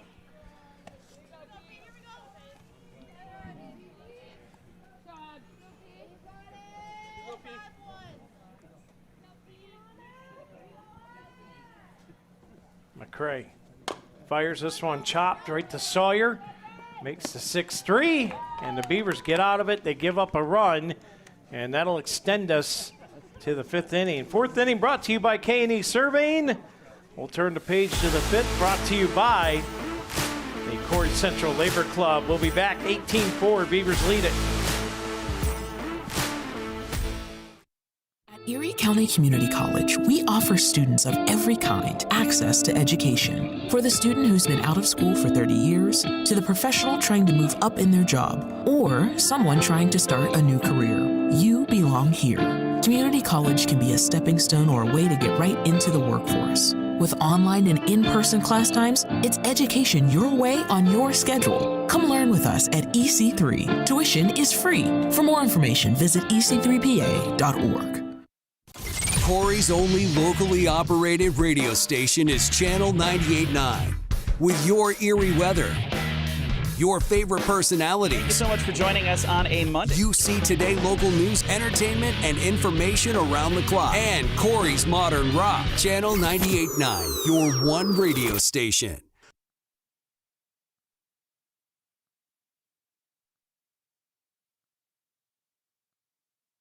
It's the Fox Family Insurance Kickoff. Fox Family Insurance is your local team of experts for all things Medicare. They can help you through the Medicare maze, whether you are still working, already retired, or planning your retirement. Beth and Patty at Fox Family Insurance can help you with all your Medicare plan options. Located at the Corry Jamestown Credit Union building on North Center Street in Corry.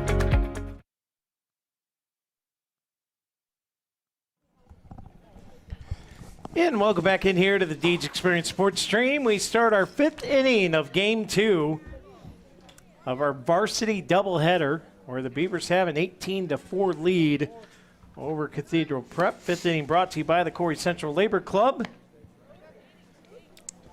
As Blue dusts the dish off, and looks like we're going to have like Kemp back. Reagan Kemp coming to the plate. She's batting for Peyton McCray.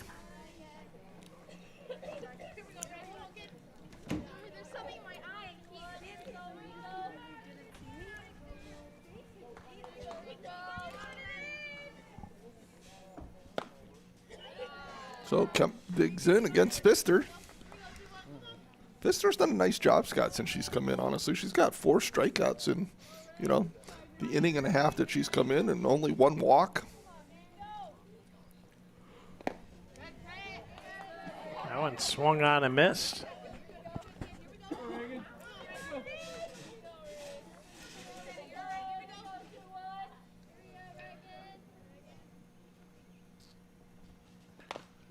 This one chopped right to the dirt, fouled off. Yeah, and Reagan, another one of those young girls, Scott, that, just biding her time until she gets her chance here. And she's, plays some positions that some of the older girls play. This one gets through the hole, and a leadoff single for Reagan Kemp. Yeah, great job by Reagan there, just driving that right back up the middle.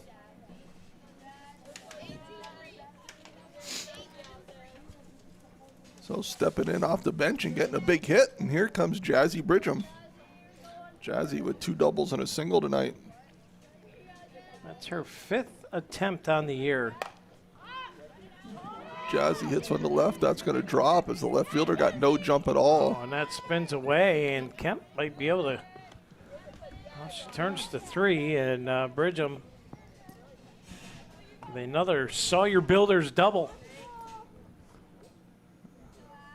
Yeah, so Beavers with leadoff hitters, both with hits, and they've got runners on second and third as that brings up Allison Sawyer.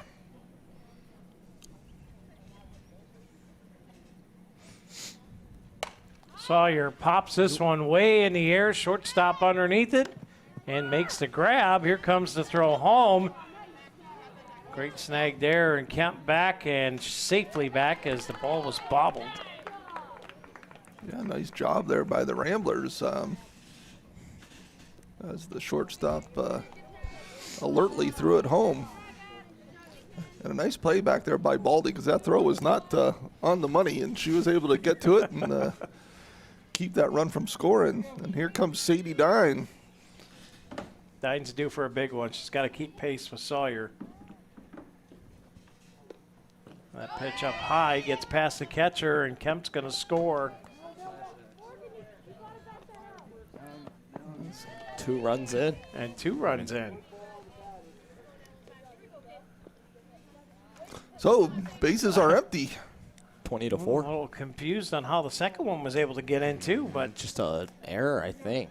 That's what it looked like. I wasn't watching because I was marking down the first one in my book, so I'm not sure how she got there. Yeah, it looked like just an error to me. It was bad throw and right into the ground.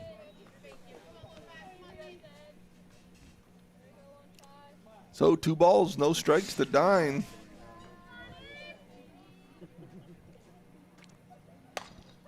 this one popped up. Not a play. It heads over to the batting cage.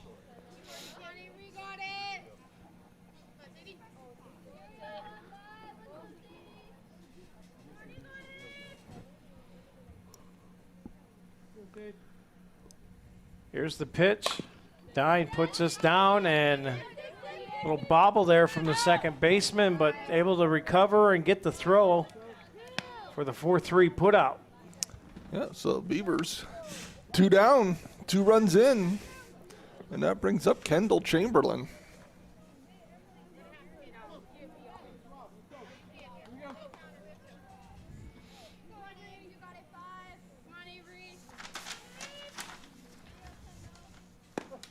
First pitch in there for strike 1 to Chamberlain. What are you, running out of room over there? Just trying to figure some stuff out. Oh, you know? okay. You're doing your math early. Yes. Well, there's a lot to look at. This one fouled off over the backstop. And an 0-2 count here to Chamberlain.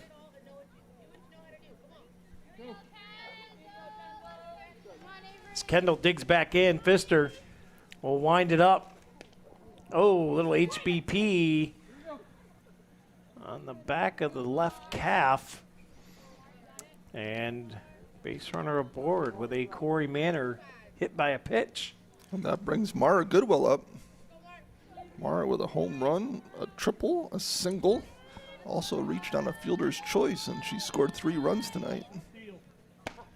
And a double would do it for her. Yeah, double would get her this cycle according to my scorebook, which is nothing close to the official. We'll give it to her anyways. She deserves it after that throw. And Chamberlain scoots down to second.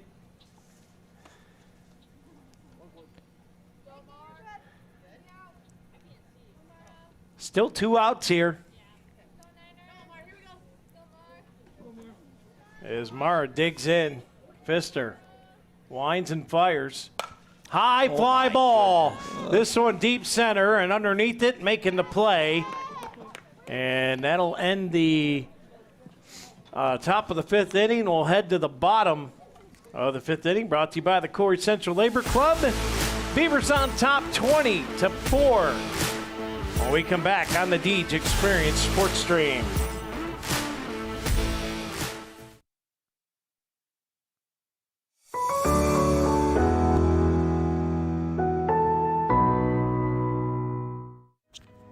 Viking Classics is hiring. Various positions are available. We offer competitive wages, comprehensive benefits, and advancement opportunities. Be a part of a great team and culture. Apply today at vikingplastics.com/careers or email employment@vikingplastics.com.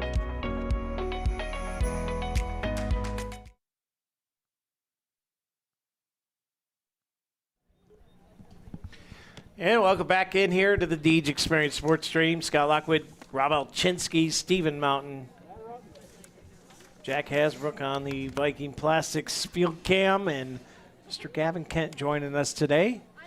It's been a beautiful one today. I mean, it's great weather for any sport, really.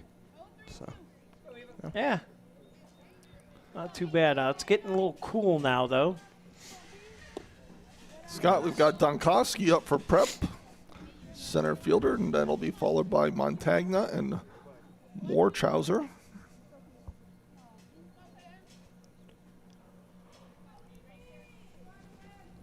Pitch comes in. This one driven to right. Just foul. And just foul. As Jazzy gave chase on that one. Well, I would have not been surprised if she would have dove and got to it because she's done that quite a bit this year. Yes, she has. She's a very fluid outfielder.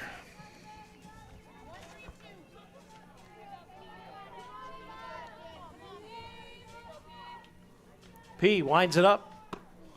Inside. Brushes Donikowski back a bit.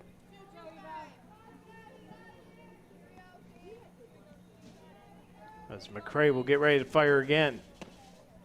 That one low for a ball.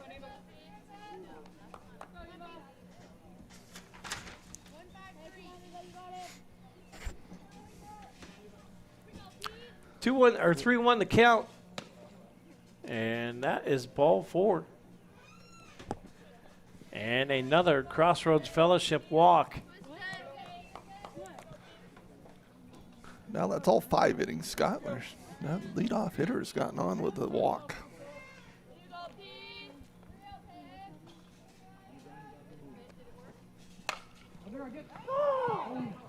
That one fouled off. Yeah, Montagna there pulling that one down to third baseline and just foul.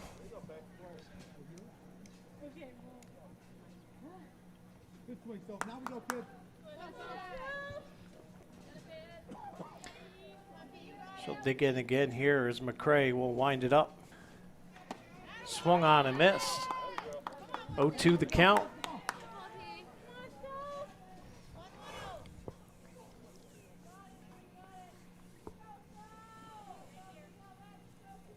McCray fires, and that is a HBP.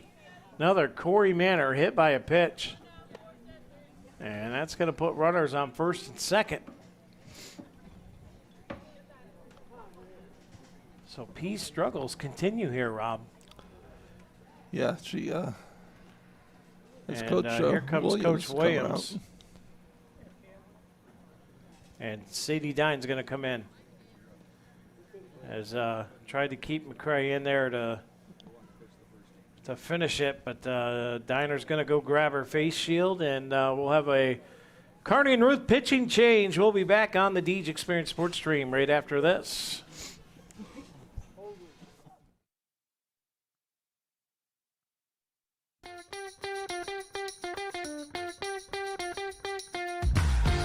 Hey, this is Dusty at Dusty's Towing, down here at 11970 Roosevelt Highway. If you're in need of a tow, give us a call, 814-964-4087. Thanks for keeping us on our toes.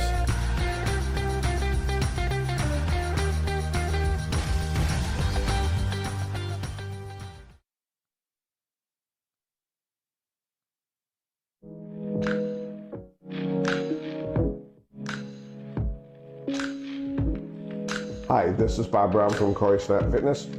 As winter's running down and things are starting to get a little better, we actually can see that there's an end to this winter. It would be really nice for us to start thinking about what we're going to look like on the beach next summer. And that might be a little scary for some of us. And what we want to do is we want to try to get into the gym at Corry Snap Fitness. Start out your summer program, talk about your fitness plan, but not only that, we have a great stand-up tanning booth and get a jump on the tanning. We have some great tanning packages that include membership. We also have tanning packages just by themselves, and just start.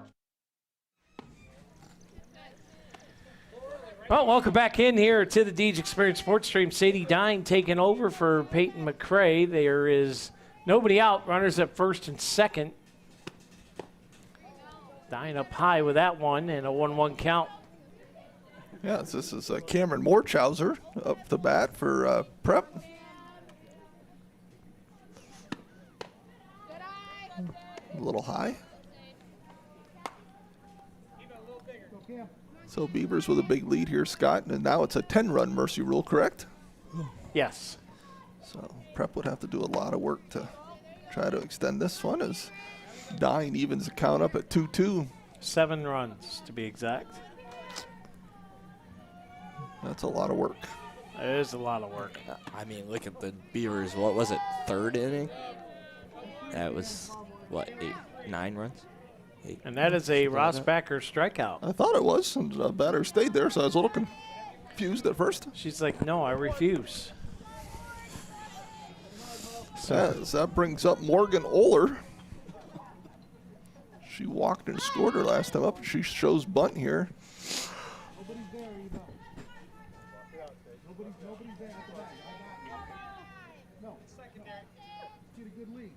Can't believe I called Mara Alley earlier. It's the first time I've done that all year. Well, made it almost the whole way. Doggone it.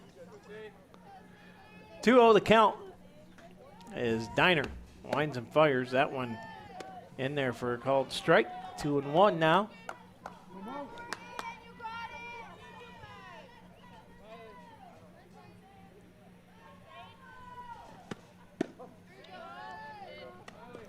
That evens up the count. 2-2, 1 out. Runners on first and second. Dine trying to come in and end this thing.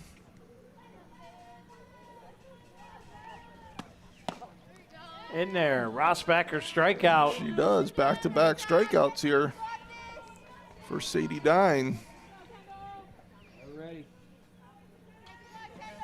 And the Ramblers down to their last out. And it's going to be Steves.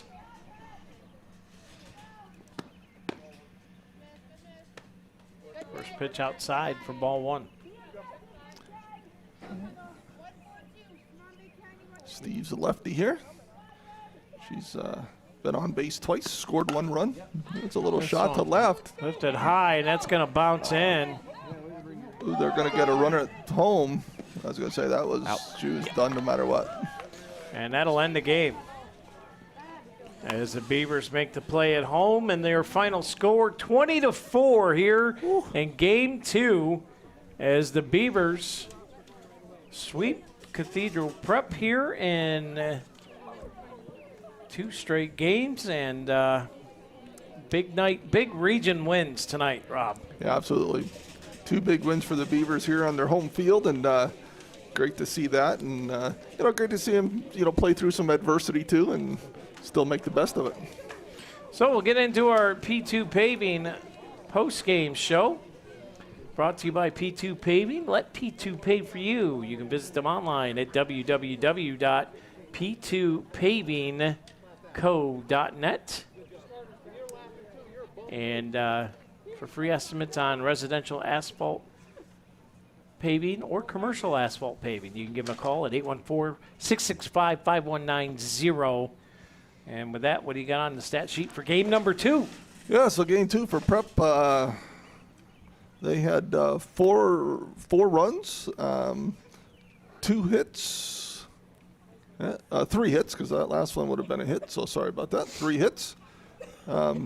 Beavers had no errors, and Prep left 8 runners on base. And then for Corry, Corry had 20 runs, and they had 20 hits. Cathedral Prep only had 1 error, so a clean game for both teams, and then the Beavers left 7 on base. All right, well, can you shut down mic 4? Thank you. Yeah, there we go. Little cussing going on down there from the coaches. We apologize for that, but Let's get into our post-game awards as we'll go with the Healthy Smiles Offensive Play of the Game. Yeah, I'm going with I've never done this, but I'm going to have a person get the offensive and defensive play and not be the player of the game. Oh. But Wow. Offensive play of the game, I'm going with Goodwill with that inside the park home run in the top of the second, right? I mean, Prep had come back and tied it up 3-3. We had a chance where we were going to leave three girls on base again, 2 outs. Mara hit that inside the park home run, kind of broke it open. I mean, that was probably coming no matter what, but boy, that was the spark the Beavers needed in that second inning, and so I'm going with Mara Goodwill for that one. All right, that'll take us to tonight's defense play of the game for game number 2, brought to you by Erie County Community College. Yeah, and I'm going with Goodwill. I mean, it was kind of a Goodwill, Getzer, Chamberlain combination, right? But up to that, I had Sawyer on a little diving catch she had made, but I went with this one. Ball hit to Goodwill, and she made that great throw to home in the air to Yetzer to cut off that runner, and then the throw back to Chamberlain to get her. So Goodwill not pulling off the clean sweep, though. Who do we got for the Crotty Chevrolet player of the game? Yeah, I went with Jazzy Bridgham. I mean, she was the spotlight player of the game, and I think you called it, Scott, and or I called that one. Did I call that one? You called that one. Well, no wonder I named her the player of the game. Yeah. See, I was trying to give you credit, and then it just hit me. Yeah. But anyway, so Jazzy, had a great night. That's his story, and he's sticking to it. She ended up going 4 for 5 tonight. And she had 3 doubles and a single, scored 3 runs. Just an all-around great game for her, and I'm giving her the player of the game. And that'll leave us with tonight's Deej Experience Sportsmanship Award. What do you got for this one? I'm going with Avery Pfister that came in relief of the pitcher that started the game here in this second game. Kind of came in a tough spot. The Beavers had really just gone off, and she came in. She ended up in a little over 2 innings of work. She had 4 strikeouts, only 1 walk. She kind of settled the Beavers. I mean, Beavers continued to hit and score, but she kind of stopped the bleeding a little bit. And I just give her a lot of credit for being a freshman, coming in that situation, and keeping her composure and having 4 strikeouts. All right. Well, that'll do it for tonight's broadcast. Beavers with a 2-0 sweep of the Cathedral Prep Ramblers. 2 big Region 4 wins. Beavers will have to wait and see what happens with Northwestern. They have another region matchup on Thursday night as they welcome in the Kanye Eagles. Yeah, that should be a fun one as well. Hopefully the weather holds out. Looks like a good end of the week, so looking forward to that.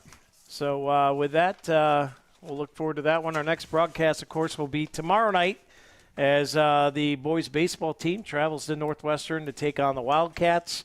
And they will also be in action again on Thursday against Eisenhower. And then we'll be off of sports duties for the weekend as prom is approaching. I wish all the kiddos have fun out there at prom. And thought about doing something silly. Should be a good time. Yeah. Thought about doing they something. They got a spaghetti dinner before, I think. Nice. So Nice. Sounds better than last year. Don't get changed. Don't put your fancy clothes on until after you eat. Yeah. That red sauce is tough to get out. I got an all-black suit, so I think I'm good. Go. It won't really stain it that much if I get anything on it. All right. Well, have fun. Yeah, I will. Pleasure having you up here with us. Thanks And for for Jack Hasbrook, appreciate it. Stephen Mountain, Rob Elchinski, I'm Scott Lockwood with Deej Experience LLC. Beavers win in 2 games, 2 big wins. And we'll see you next time. Tomorrow night, boys baseball. 4 o'clock start time at Northwestern. Until then, God bless you all. Have a great evening.